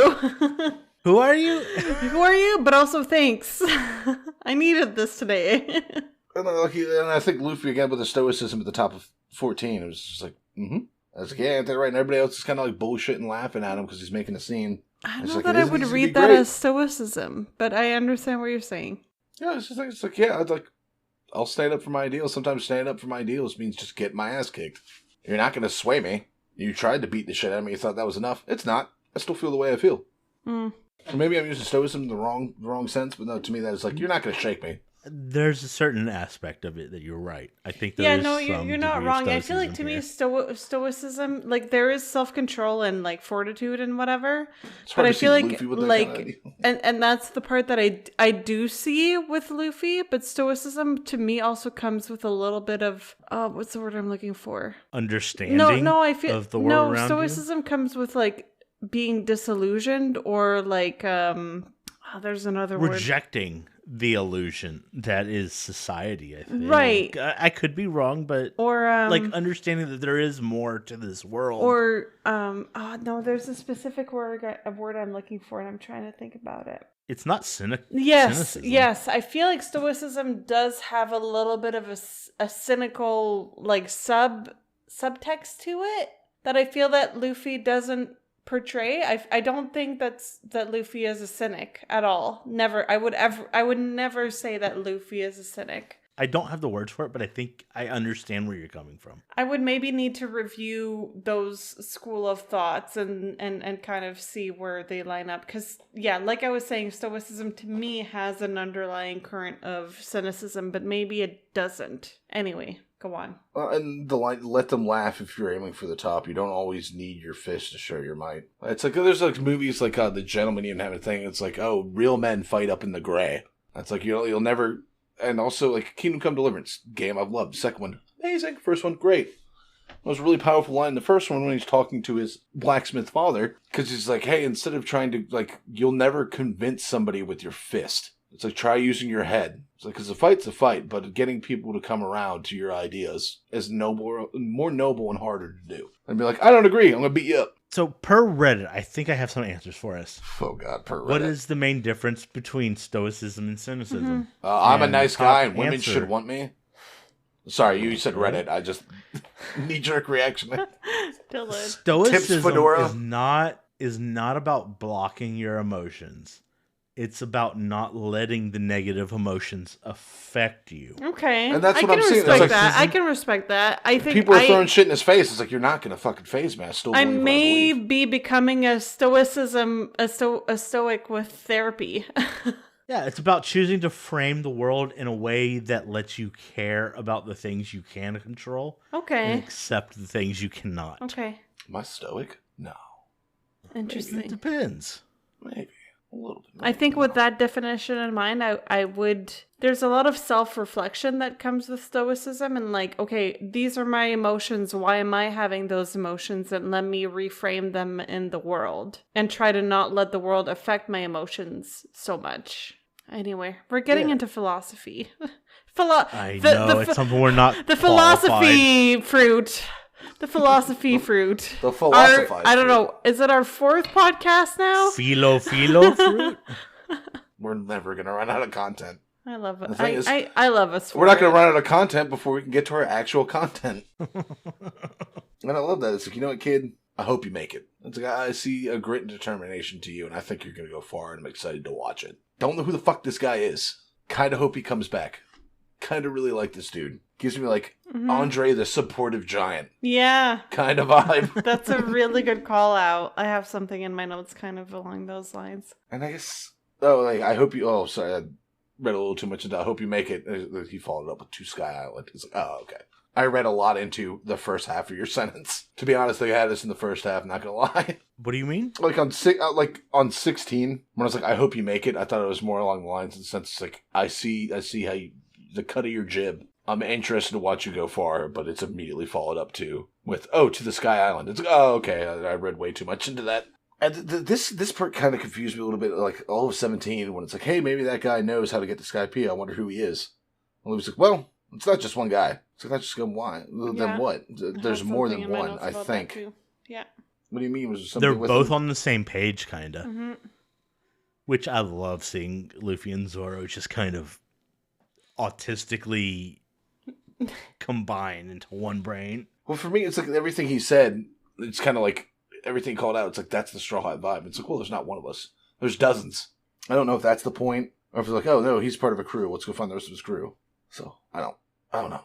And then we cut back, and Usopp is begrudgingly bitching about his new role as the ship's carpenter. Which, honestly, out of everyone else, everything else you've shown, the fact that you're making collapsible hammers you can tuck into a pocket, like, you're probably the best fit, my guy. You're a handy, crafty motherfucker. I don't like how Sanji's like, we should just get a new ship. And I love that, like, Usopp fires back. It's like, oh, do you know what it took? It's like, yeah, I've heard there's 100 stories. The girl you liked gave you the boat. Get the fuck over it, dude. She's not that into you. She gave you a boat so you could sail away and never come back. Oh my god. I mean, it do be like that sometimes. Fuck. We should just give you a plane ticket to another country that she doesn't live in. That's interesting. The idea of a new ship is crazy. It's kind of like... It feels almost like blasphemous to me. Well, it's like, is it something that we're going to see? I've seen a lot of the ship designs in this fucking story, and it's The like, that's damage so cool. on the ship has been very forefront so far. We have seen that a lot. Yeah, it's like someone's like, oh man, you can't beat the classic, pulls up in like a fucking 85 Ford Taurus with the fucking rusty ass doors, wheels fucking falling off of it. It's like, oh, she's a beauty. It's like, no, dude, she's not. But that's about it. The idea of getting a new ship, don't think it'll ever happen. Because it's the merry-go. I don't think it'll ever happen. Maybe they'll put it into dry docks and upgrade it, where it's going to go from like this little caravel to like a galleon at some point. But I don't think it'll ever be a new ship. It'll just be an upgraded ship. But yeah. Alrighty. So starting off at the intro image story. So I don't know if any of you two have any idea of what I'm going to make a reference to, but there is this amazing documentary called I think it's Jiro Dreams of Sushi. Vaguely. Instead of Jiro Dreams of Sushi, I'm thinking it's Hachi Dreams of Takoyaki. And it's I would highly recommend watching Jiro Dreams of Sushi if you're at all interested in Japanese culture. Even and if kind I of, don't like sushi? Yeah, because it's Japanese culture and the importance of cuisine in general in Japanese culture. So I would 100% recommend that you watch it. It's like this this like a master in his craft, but he explains really like the diligence that is needed regardless of what you are cooking in order to represent like the honor that stands behind Japanese cuisine and all of that. It's a really, really great documentary. I 100% recommend it. So, as I was saying in the end of the previous chapter, seeing the way Luffy and Zoro are acting as they're being beaten up by the pirates while Nami is yelling at them to do something, I can't help but think that they have some sort of, I don't know if it's a plan or a reason not to defend themselves at all. Like, they might be the two dumbest members of the Straw Hats, as some of us have claimed in the Baroque Works recap live stream. But they've shown to have their moments of genius once in a while, and this feels like they're just not there. And I'm looking for motivation. I'm looking for reasoning, and I'm so far not finding it, or not in any verifiable and tangible way. Like, we've speculated on the why, but there's no real reason why yet, and I'm curious to find out more about that. So page 5 has a few dynamic panels, like the top panel of page 5 with Bellamy spitting in their faces was surprisingly well drawn, to be honest, like with the beer spraying all over them and the like their hair being pushed back because of the impact of the spit. And then the bottom panel was also really good, even if I hate seeing my baby's face get all bruised up, but like the fact that Zoro gets a fucking knee to the face, like just the way that it's drawn is very impactful, and it's good. It's good in terms of storytelling and in terms of like where they're at in that moment in their motivations and what they're trying to achieve. So I really appreciated page 5 in general for the art. So I have to say I kind of hate the implication of Bellamy wanting to buy Nami. And not that there's anything wrong with sex work if you do it of your own volition, and like him being like, I'm gonna buy you, and it kind of irks me. And I feel like the women that are represented mid page 5, to me, they kind of represent the women that would have been previously bought for that purpose of being sex workers. That's me extrapolating. Again, just as a general statement, nothing wrong with sex work if you're doing it because that is what you want to do. Go for it. More power to you. Okay, mid page 9, I did not expect to read the word sissy. But here it is. I feel like it's been a while since I've heard it, and I'm pretty sure that it's at this point it's considered to be a little bit of a slur. But it kind no, and there's nothing really wrong with it. I'm not taking offense to it, but it's been a while since I've seen and read it, and I was like, okay, right, this word still exists. It's been a minute. Okay, and then I had plenty of questions with regards to the big guy that we start seeing. Well, we have seen him before, but that we see again at page 10. Like, I was thinking, why, like, have we seen him before? Why are they showing images of Shanks and Ace? I had so many questions. And also in my notes I have, but also, oh my god, please, I want to see the both of them again. Speaking of Ace and Shanks, yeah. I'm very, very excited to see the both of them again. And yeah, so again, similarly to what Dylan was speaking of earlier, what the big guy says at pages 12 and 13 is very, very significant, particularly considering who he is saying it to, namely Luffy, and the context in which he is saying it. To some extent, all three of these people are driven by their dreams and their aspirations. And I feel like it has to be a little bit inspiring to hear that your dreams don't end at a moment where you're feeling defeated. And I feel like in that moment, they might be feeling defeated, and that might give them a second wind of sorts. And, you know, like Dylan was saying, it's giving inspirational poster vibes, you know? Like, maybe I do need that guy to tell me that my dreams won't ever end, you know? So, page 17. As soon as I read page 17, where they're talking about it's not just that one guy, I went back to the previous panels and zoomed in to try to find the people or the person that Luffy and Zoro are referring to, and I didn't find anything, and that's really frustrating to me because I actually went and looked for it and I couldn't find anything. Right. So maybe that's just me not being observant enough. Listeners, please let me know. But I was like, oh damn, I'm not seeing anything. But I went sleuthing. And then yeah, we're going back to the ship, and pages 18 and 19 were delightful and a little bit slice of lifey for me. I love that Usopp's skills as a carpenter / tinkerer are on full display. And if I remember correctly, it's kind of implied that Usopp built his own home back in Syrup Village. Because we know that he's a homeowner, right? Because he packs up all of his shit. Yeah. So I'm just assuming in my head that he built his own home. Well, no, he got that from his parents. Is that said anywhere? Well, yeah, because his father left to go sail the seas, and his mother eventually died. And is that the from same a sickness.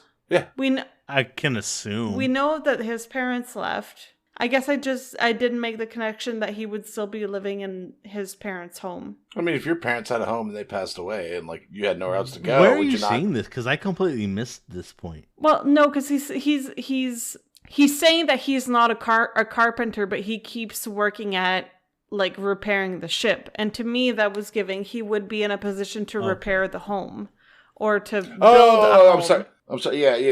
I heard the build thing, and I was like, "Oh, he didn't build it," but yeah, he probably did do all. Like his father left, so any repairs that need to be done, right? He probably did it. So there's skill there, right? Some basic carpenter skills of him being able to fix some upkeep. holes in the ceiling. Yeah. Okay, so I'm not too far off. And then Usopp and Chopper begging Sanji for seagull soup. In my mind, I'm like, I imagine it's got to be similar to chicken noodle soup. It is poultry, right? I'm choosing to believe that that's the closest thing that they can get to chicken noodle soup is seagull soup. And if that's the case, then I'm down because I love me some chicken noodle soup. And then, yeah, the chapter ends with a song in the distance, maybe another salvage ship.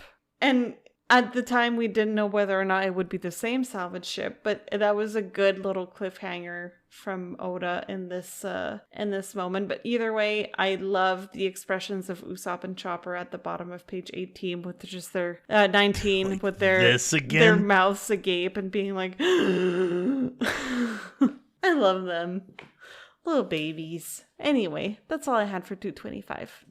Michael? All right, so 225. I absolutely love Luffy and Zoro's commitment to pacifism. I think they have totally imbibed Nami's message and they understand what Nami's getting at. That's my own explanation for it. Them meeting this mysterious guy who is absolutely laying some fucking philosophy down, I think is truly interesting. And you definitely want to see what this means. I mean, that's what Jai has been all about, is leaving these weird ass clues. And you're like, how many of these are important? Because as much as Jaya is giving clues, there's also some misdirection going on here. Yeah.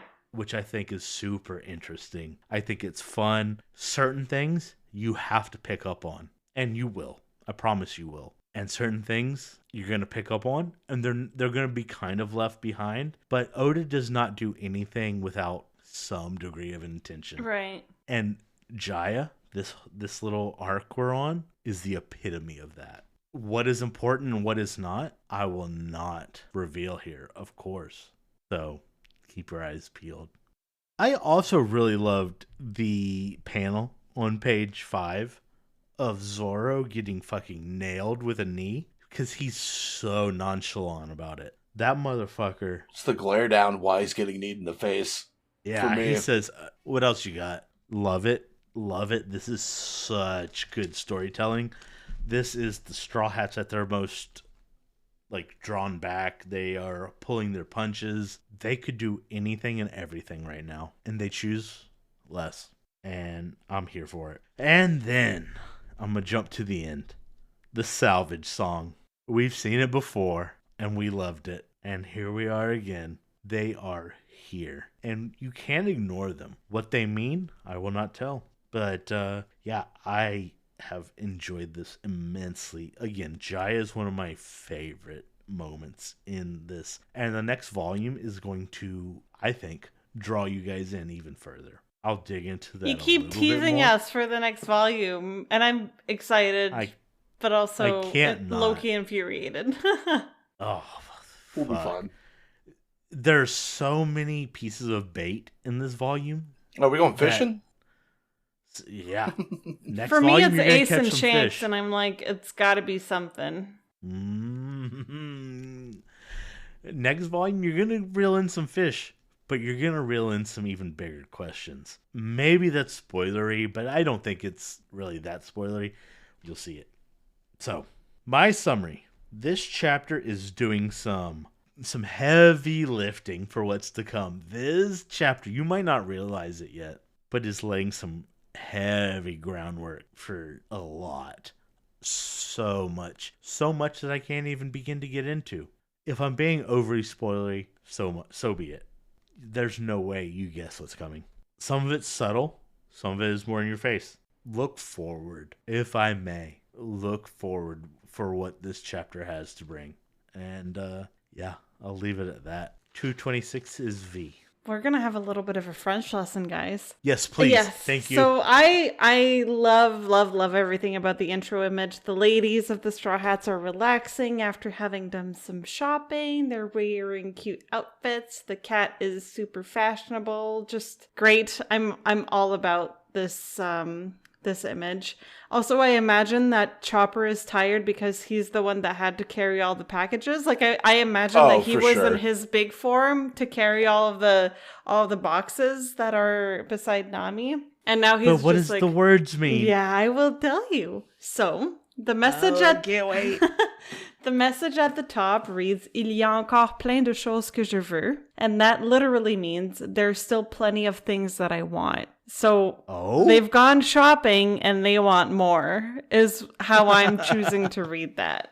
I love those more artistic intro images. I do like the canon stuff that kind of follows the storyline, but I like these little breaks once in a while of just a good display of the art of One Piece. Yeah.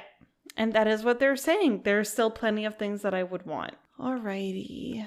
So, top panel of page 4 made me laugh with Chopper explaining, "Call a doctor," upon seeing the boys wounded, and Usopp being like, "Bro, that's you. You're the doctor. You're the guy. We're the guy that we're calling." It's like I choose to interpret that as Chopper not being self-confident enough to realize that he actually has the knowledge and the know-how to be a doctor.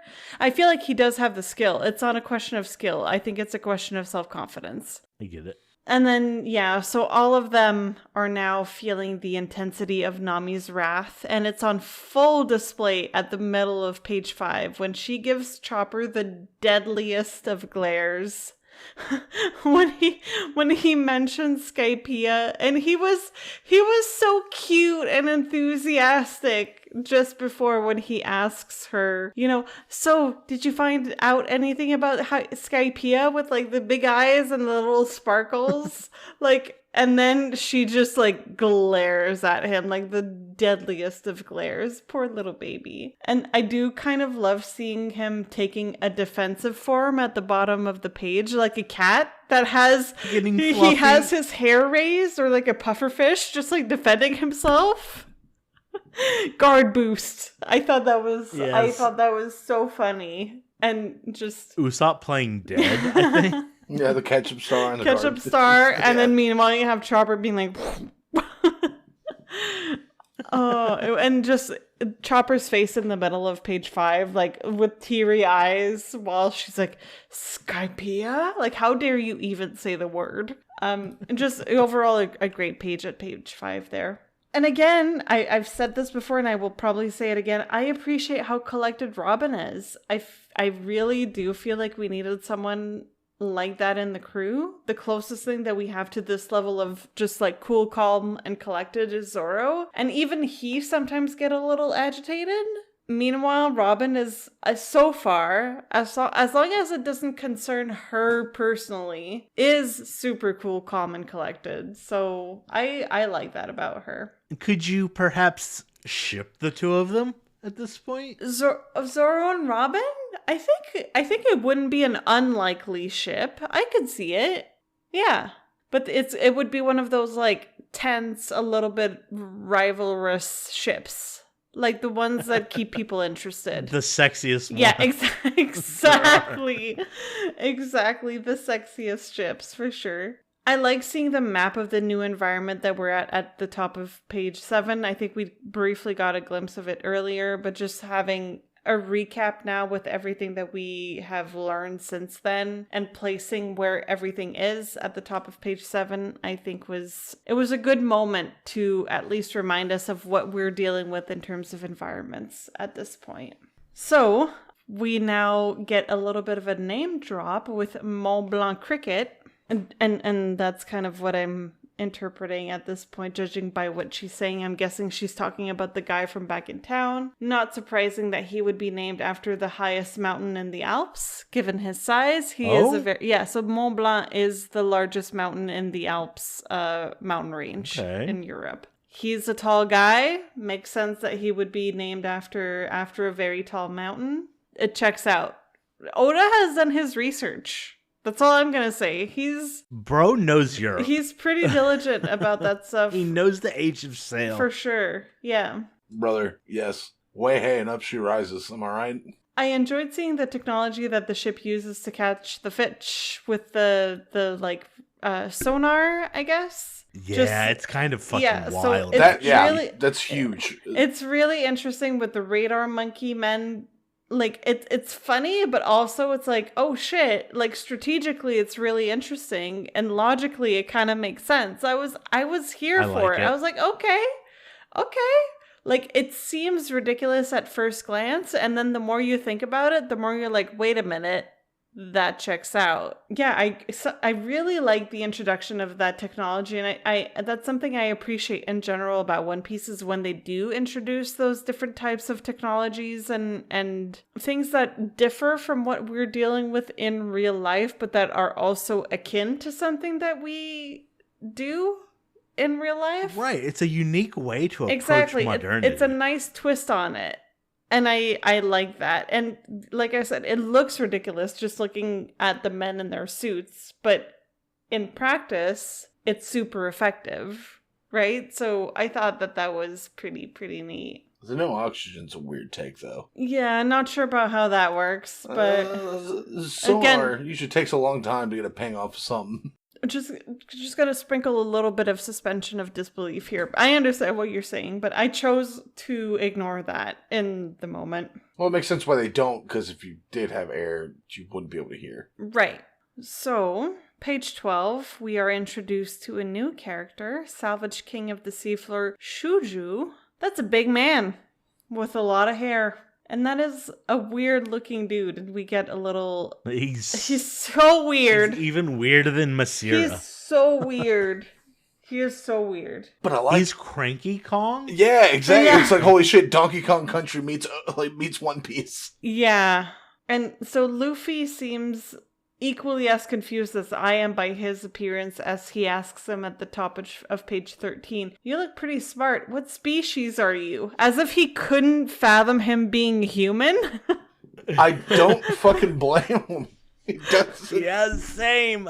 I'm surprised he didn't ask the same question about Masira. Right? But like that just goes to show how much more ridiculous Shuju looks. You know? Like... Yeah. I'm human, fool. Yeah. Fool. And yeah, just when I think he couldn't get weirder, he does. Not like he's never cut his hair. Like, I don't know how I feel about that. And he's definitely weirder than Masira, who we find out is his brother. Ooh, super strange character. I don't hate it, but it's weird. And turns out he also has a killer voice. That being said, poor Usopp's work was all for nothing. Hopefully the ship will hold and will withstand the vocal storm that we're getting at pages 16 and 17. We are absolutely seeing some damage done. It's going to be hard to recover from that. Oh yeah. Like, I don't, like Dylan was saying, I don't want them to replace it, but oof, it is getting harder and harder by the second. And yeah, so the woman that they're talking about at page 18 is Robin, right? Yes. What a woman. She is. Wasn't just bold, she was strong, and as beautiful as she was mysterious, blah, blah, blah, right? That I'm assuming that this is Robin that they're talking about. Again, and as I was saying in the moment, I don't believe her when she said that she went clothes shopping. Shut up. And yeah, so at page 19, they mentioned that she's after the gold bullion. That's pirate lady behavior right there. That's what I would have expected of Nami, actually. But then, Nami had other things I know she did. And I don't dislike the fact that Robin is kind of being at least complimentary to Nami in certain ways. I like that. And so, okay, just looking at the very last panel of this volume in general, I'm a little bit stricken at how childish Bellamy's face is drawn at the last panel. Like, it's giving little punk-ass 13-year-old boy that gets into fights at recess. It sure is. You want your ball back? And with that in mind, it's like I can't take him seriously anymore. Like, it's like this whole, like, boisterous personality comes across as just being for show now that I see him as a child. And I don't know how valid that is or how valid it will be with regards to like what future encounters we might have for him. But the way he's drawn at that very moment, I don't know if it's just the tongue sticking out. He's not who you thought he might be. But right? it's like now I get why his bounty is much lower than Luffy or Zoro's. It's like, this is a kid. That's what it feels like. And he might not be a child in age, but right now he's... I like smashing people's mailboxes. Right? Or like, and I'm putting gonna go in dog turds. Egg your house or TP your house or something. Like punk, it's a really punk-ass behavior. That's actually just him being a nuisance, but not having any sort of like real substance or threat to him. That's what it reads like at the bottom of page 19. And I was starting to get that inkling, like the more of him that we see, the less I was taking him seriously. Because at the very first I was like, oh, what a badass. And then I'm like, wait a minute. No, I don't think he is. I don't think he might not be that guy. No, right? Exactly. And to me, that was a really good end to this chapter because it just and we might get into our general impressions a little bit later, but it broke a little bit of that illusion that I had going on with this character and is making me feel like he's really just going to be a bump in the road as opposed to any sort of like substantial opponent. So makes sense. I get it. I don't know, more to come, but I thought that was an interesting way to end the chapter and the volume in general. And that's what I had for 226. Dylan? Cover image is great, and some of the just like a fun, just like artistic rendition of like, oh, what would this situation look like? Again, what was the translation for that? The literal translation is there's still plenty of things that I want. How was it pronounced? Il y a encore plein de choses que je veux. Il y a encore plein de choses que je veux. Not too bad. The opening panel, Luffy, Zolo. Oh, Nami's here. He goes, what happened? And of course, the only one who gives a shit about Nami is like Sanji. And I just imagine like Usopp and Chopper in the back of the head. It's like, she's not hurt. The rest of them are covered in blood. Yeah. She's good. Like, for fuck's sake, Sanji. Collective eye roll as I feel like how the crew views him at this point. And then Usopp's like, call a doctor. I don't look at that as like as self-doubt for him to be like, oh, like, I'm not good enough to work on them. I think it's more like Chopper's just so fucking emotional that he's like, oh my god, my friends are hurt. We need a doctor. Oh wait, shit, I am a doctor. You know, it could be. No, wait, it could be both. It could actually be a little bit of both in this case. I don't disagree with what you're saying. I feel like it is emotion of like, I don't know what to do in this moment of like, right. But also I do think like part of it is just his simple injury care, which should be under his. Right. It is, but I think it's his thing. It's like he sees them covered in blood. It's like, oh my god, they need drastic help. But like he hates compliments the way he does. So like, again, it does make sense for him to be like, I'm not good enough. It's like, brother, as long as you ain't cooking soup, they're going to be safe. Because if we notice, your soup kills your friends. Mushroom? And like my thing, it's like more like this volume is really throwing a wrench in my liking of Nami. Whereas seeing like her whole thing, like her temper flare up the way it does, and they immediately are like, "Oh, I'm gonna pretend to be dead. Oh no, I'm gonna get like my dodge bonus up because she's gonna get violent." It's like, oh, okay, they're at the point where they understand. It's like when you're mad, you lash out. You're not a good friend. You're not a good crewmate. Again, strong words, but I hear you. It's just super prevalent in this volume. She's gonna have her redefining moment, but the fact that it is just so blatant and in my face, it's like, no, like you can't be like, oh yeah, I was hungry. Sorry guys. It's like, or like, can you own up and just be like, no, I was kind of being a bit of a cunt, bro. I know some people who would frame things that way. That's real to me. I was just hungry, yeah. Like, no, you're blowing it into context. It's just a little thing. It's like you said I was doomed to die alone and spit in my mouth in a non-sexual way. I'm not sure I can take that. I mean, I kind of liked it, but you're just kind of a grumpy bitch lashing out at everybody around you. Which, I mean, it's human. I get it. It does happen. It's just this whole volume, she's just been lashing out.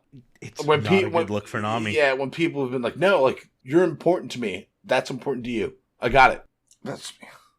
I like how Robin comes back and she's like, oh, they're having fun. It's like, no, half the crew is scared for their goddamn lives. Well, half the crew is Usopp and Chopper. So, grain of salt. I wonder if Robin isn't a little bit autistic. I know that feels crazy to say, but, like, she's not picking up the same vibes. Well, she just knows that they're super raucous, so it's like, oh, if they're being loud, they're having fun. It's like, I think it would be the opposite. I think she may be hyper aware actually, and decides to remove herself from it. Okay. Yeah, I'm still thinking her being super nice isn't being like, I value their friendship. It's like, no, it's going to benefit me. Yeah. Yeah.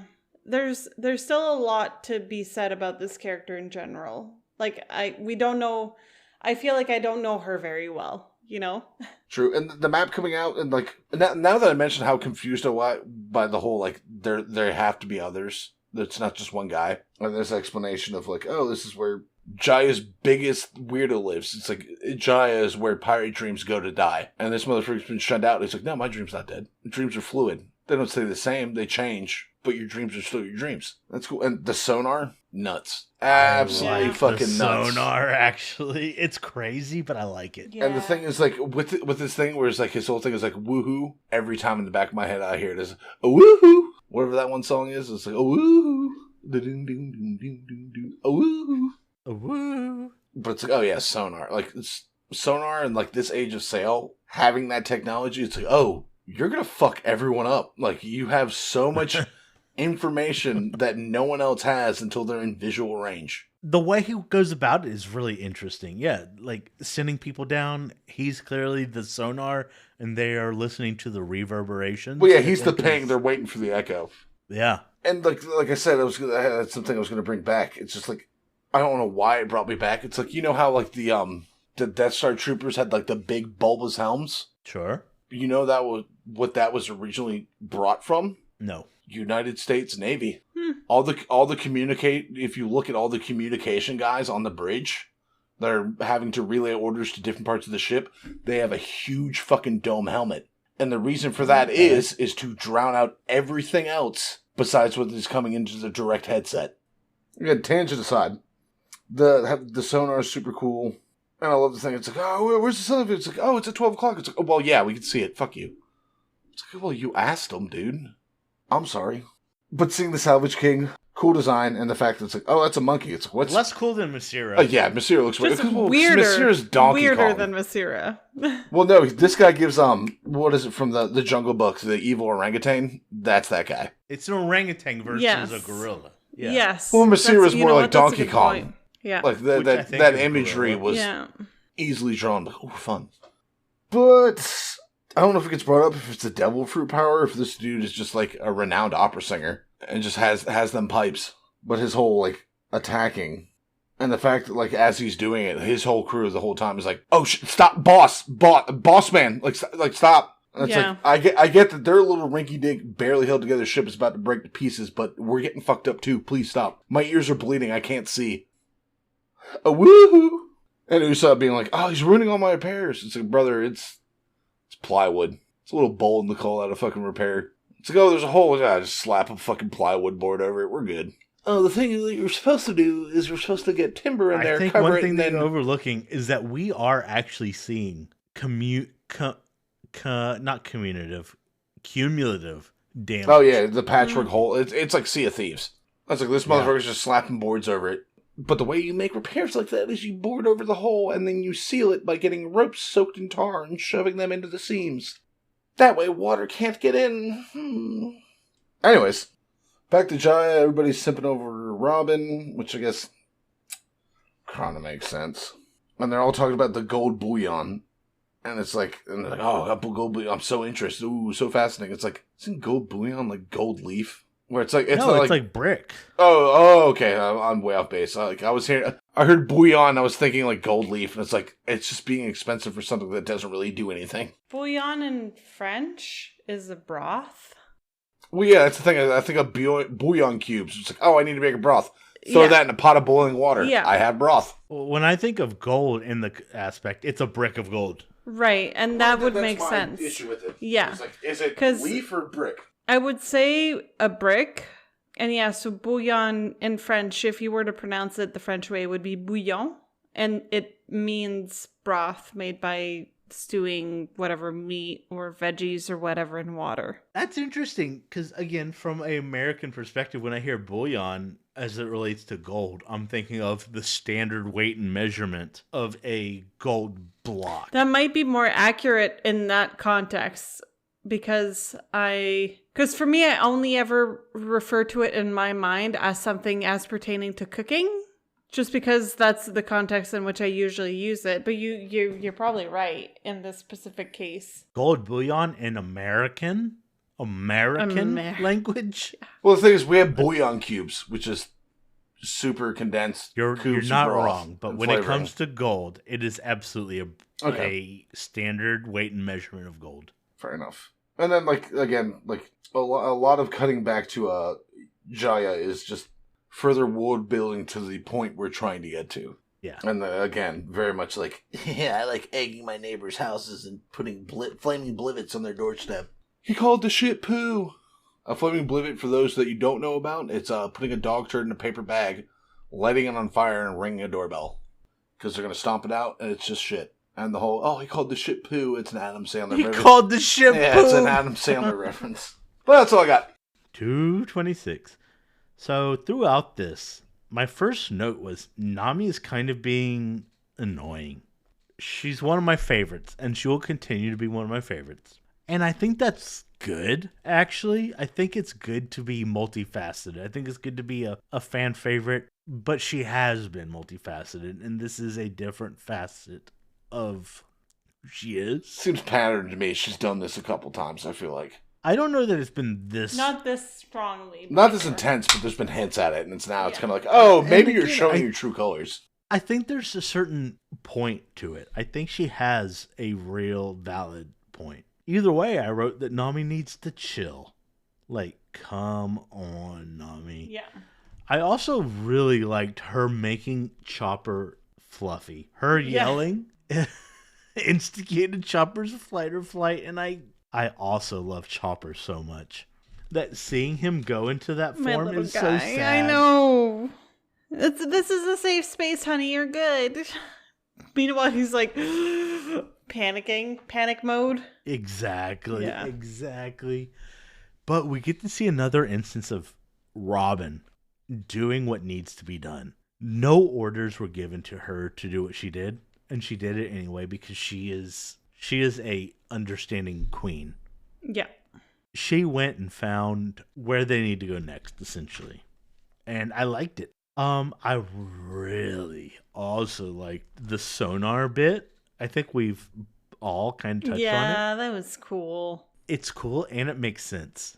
Yes. Like, this guy clearly has these kind of like sound powers, and he's using his crew to benefit off of that. And they are all on board with it. Clearly, they respect their captain too.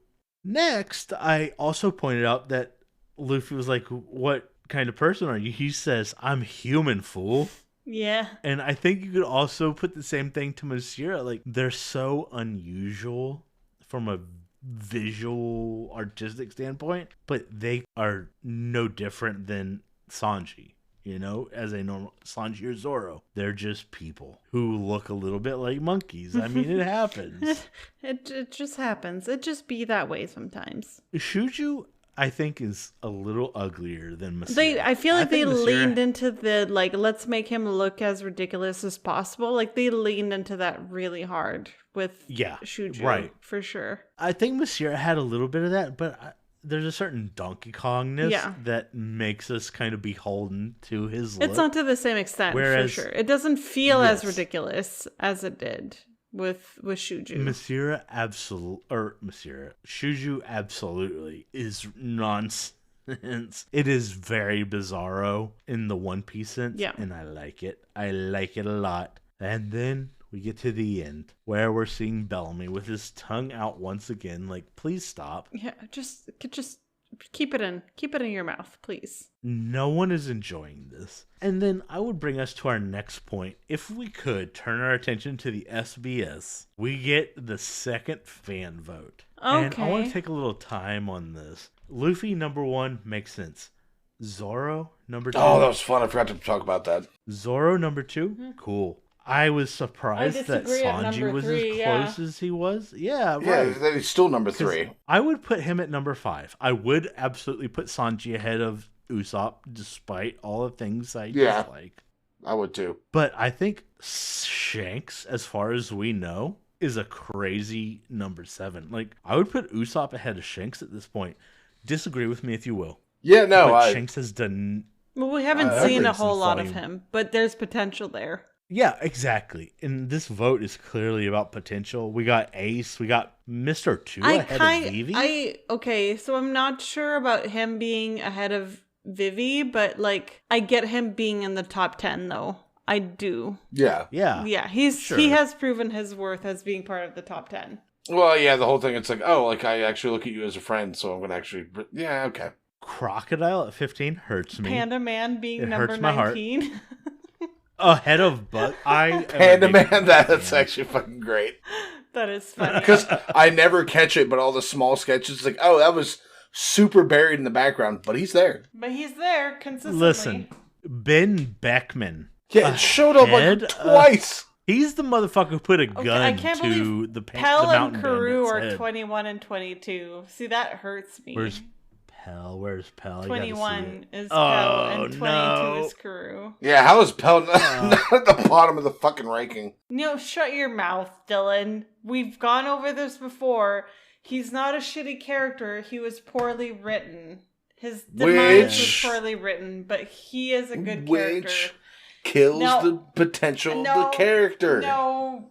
It's not the character's fault, it's the author's fault. Exactly. Oh, you're both right. You're both right. You're both right. There are aspects where you're both right. Well, it's like when, Schmeat, during the live stream, when I was like, Igaram, ranked him super fucking low. He's like, how? He's done so much to drive the story. It's like, he did it. I get you, he did. But then he was brought back to a point where I was like, that was a fake out death. I'm kind of mad about it. But narratively, this could be fucking phenomenal. He could come in and do some big shit. And he did do a fucking thing. Pell came back for no fucking reason. And it doesn't do anything for the story. It's like, what's the fucking point? Pell just feels more significant to me, but I understand what you're saying. Like we said in the first part, it was like, the way it would have worked way better, don't let us know he's alive. And just have him show up in a cover story like 3 months down the line. Yeah. And it's like, oh, you know what? I've dealt with it. I've processed it. And instead of like, I'm trying to process, I'm trying to deal, and they're like, you're fucking dumb, idiot. I'm a big Mihawk guy. Putting him ahead of Crocodile feels crazy as well. He was such a side note though. Like, for now, but I feel like Mihawk it was a great he's gonna building come back. Moment, but he for sure is. He 100% is gonna come back, and I feel like in retrospect, he's going to be a tougher opponent than Crocodile was. Is what I'm feeling. I think he could solo Crocodile at this point. To be honest, I feel that. Wait, Ichiro Oda? Is that just Oda? That's Oda, yeah.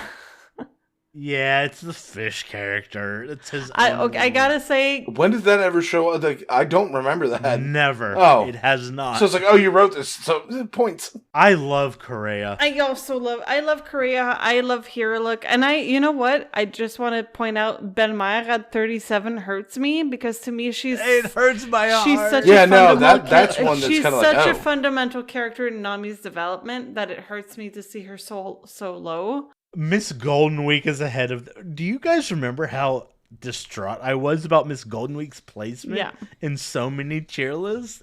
Like, there was multiple tier lists that was like, Golden Week, hell yeah. Yeah. I don't know. This is a popularity vote. Kina being on the board at all is kind of like, she fell downstairs and died. Who gives a shit? Yeah, she's Queena, yeah. She's ahead of Belmire? What the fuck? What the fuck? Belmire, like, meant some shit. Miss Golden Week also saying, Onion Bear, makes sense. That was a fun moment. That was hilarious. That's fair, yeah. Lieutenant Fullbody. Sure. She's too low. Mr. One being as low as he is. That does like, also surprise me. I feel like Mr. One should be higher. That was Zolo's turning moment. Yeah, that was like Zolo figures shit out. That's a lot more significant. More significant than Kuro to me, for sure. One last point, and then we'll move on. But there are so many crazy people ahead of Miss All Sunday / Nico Robin, which I don't know when the vote actually took place, but Ace, Mr. 2, Shanks, who we know nothing about, really? Do you guys feel differently, or are you guys putting Shanks ahead of Nico Robin? I'm just looking at the craziness of Nico Robin being 5-4, I'm doing math, behind Shanks. Nico Robin behind Shanks is crazy to me. I feel like there's so much anticipation built on Shanks, and I feel like whether or not Oda really meant for it to happen this way, like, we're hyping him up, even though we've only really seen him at the beginning. It's like we already know that he's gonna come back. Like, he's built it up to obviously he's gonna come back, and obviously we're all really looking forward to it. So, like, I get why he's there. I don't know how much the payoff is going to be worth it yet, to be determined. But I get why people are like, oh, Shanks, obviously he's not gone yet, you know? So I kind of get it. Kind of. But it's still weird. It is. Any last words on these rankings, Dylan V? Nope. I thought the Jugons should have been a little higher. Because they're fucking just so fun.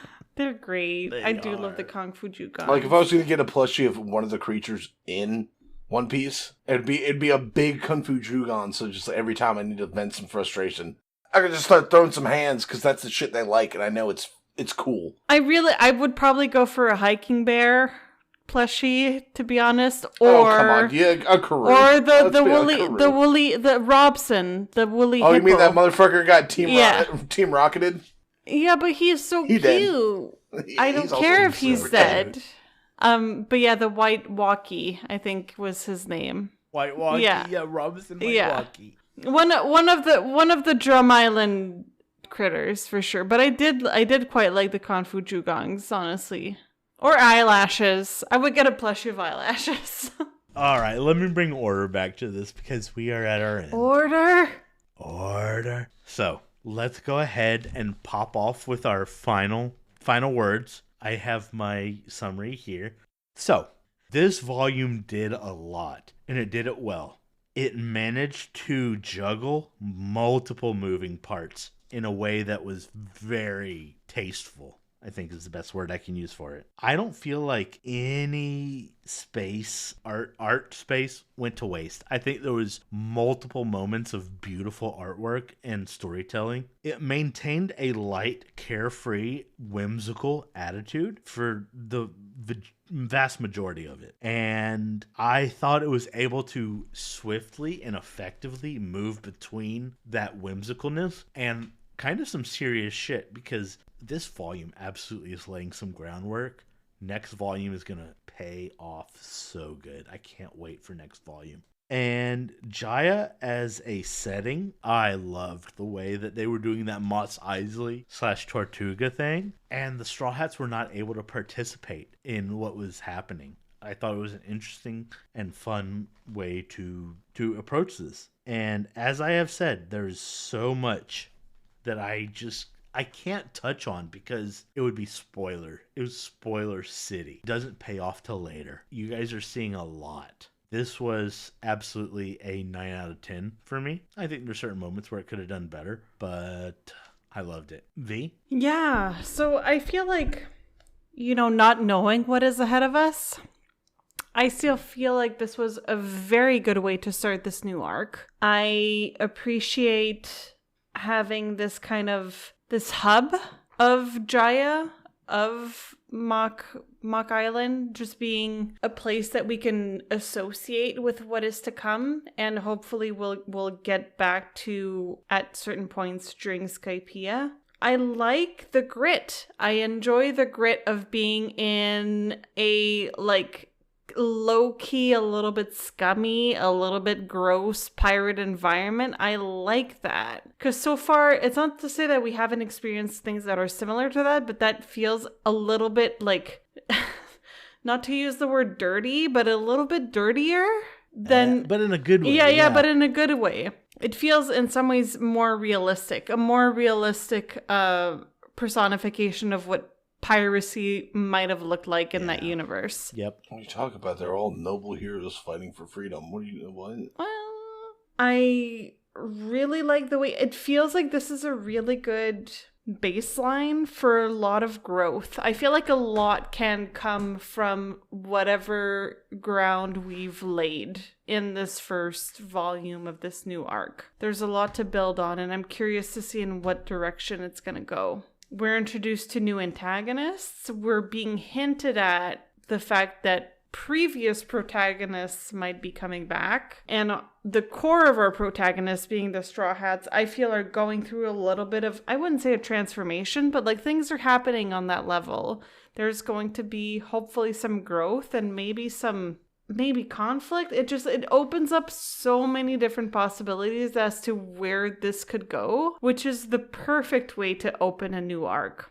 And it brings about new concepts that maybe we hadn't been exposed to previously in that universe.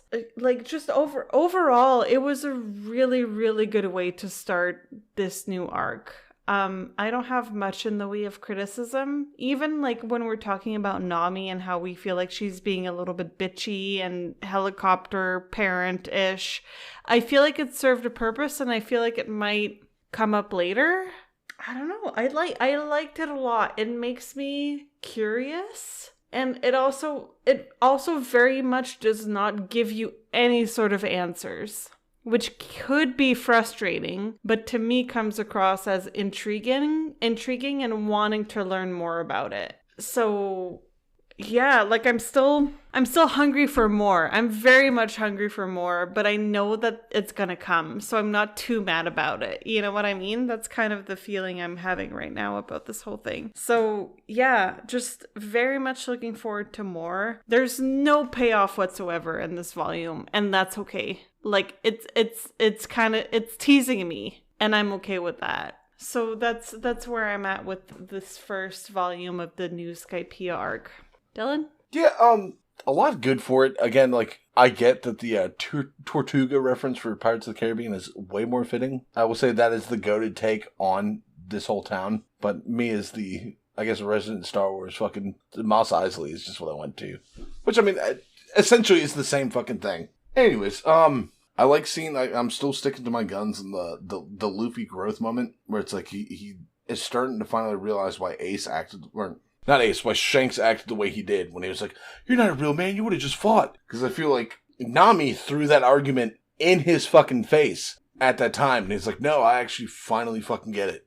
It's I can't do that. I can't be that irrational child anymore. Bellamy definitely reading cringy ass fucking 13-year-old Reddit user. It's I just want to see the world born. Kind of vibe. He's trying to be a Joker-like character, but he's also a fucking child. Yeah, that's the issue. It's you're trying to be a Joker character. The Joker's the Joker. You're just not selling it, buddy. Anyone who attempts it is a fucking cringe lord fucking psychopath. Sorry to call you out. But great. It's set in, it's a great way to get into a new arc. It's setting up a lot of interesting things. I'm excited for when they go meet Cricket, and then hopefully Cricket's going to be like, no, fight tooth and nail, fight to the death for your dreams. And they'll be like, all right, time to beat the living fucking dog shit out of Bellamy and his whole dog shit crew. Oh, I can't wait until they teach him a lesson. Oh, that's going to be so satisfying. I can't wait for Zolo to shut down Little Dick Carissa. Because he's got that matchup is already in my mind. And you're like, oh no, I have a really big Kirky. I'm cool, right? And it's like, nah, you're not anime, dude. Even though you are anime, but you're not. You think you are. But yeah, besides Nami, I hated Nami in this volume.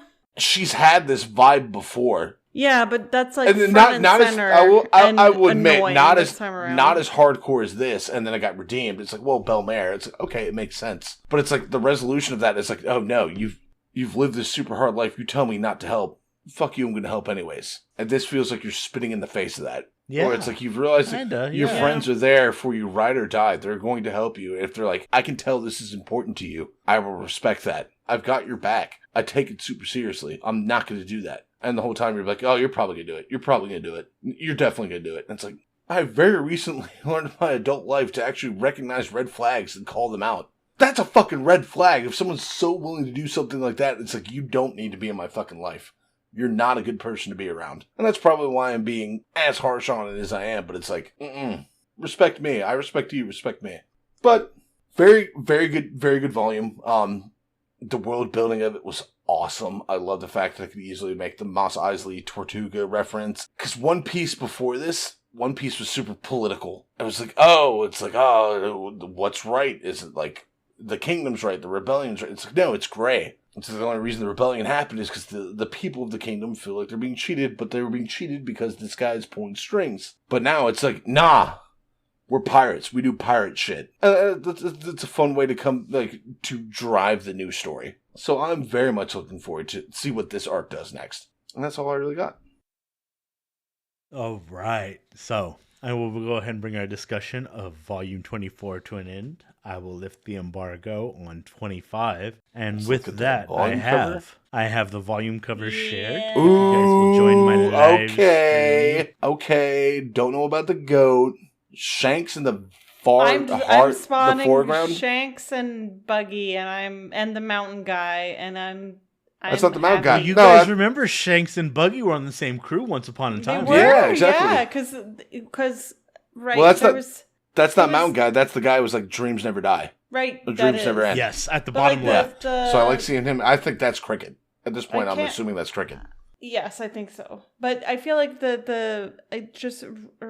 correct me if I'm wrong, but Shanks and Buggy, like one of them caused the other one to get devil fruit powers, or like he threw him in the ocean. Like I'm trying to remember what the relationship was exactly. He blamed it on him, like he had stolen the devil fruit, and like he showed up and they put it in his mouth real quick, and it's like anyways.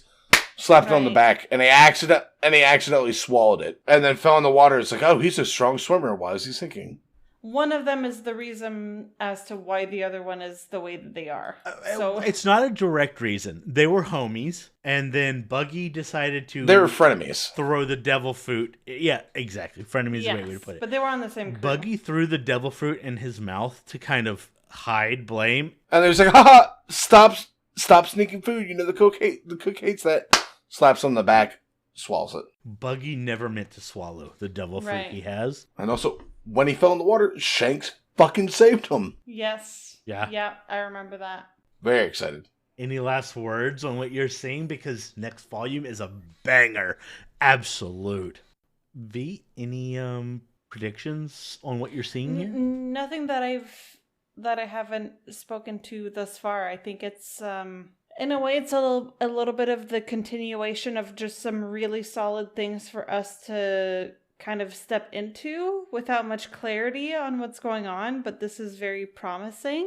I guess I hadn't realized how much I had liked Buggy until he was taken away from me, and now that we're kind of maybe faced with a return, I'm like, okay, I'm curious to see what he's going to be about this time around. And then Shanks, obviously, I've been super looking forward to. And Cricket, or Mont Blanc in the bottom left corner, I think presented himself as a significant character in this volume that we just read, and I'm looking forward to seeing how they expand on it. So very promising. I'm excited and scared and mostly excited. And a little bit scared, but mostly excited. Well, so they're going to pop off. Yeah. Yeah. So, with that, I'll go ahead and bring our discussion of Volume 24 to an end. And I want to thank both of you for joining us. And I want to thank our listeners for listening. Definitely check us out on our social medias. We're on Instagram. We're on Twitter. And we would love for you to join us on Discord. That's where the most discussion happens. And, yeah. I hope you all have a wonderful evening. And, of course, bon voyage. Bon voyage. Mata hasta, but at the same time, more importantly, ciao bella.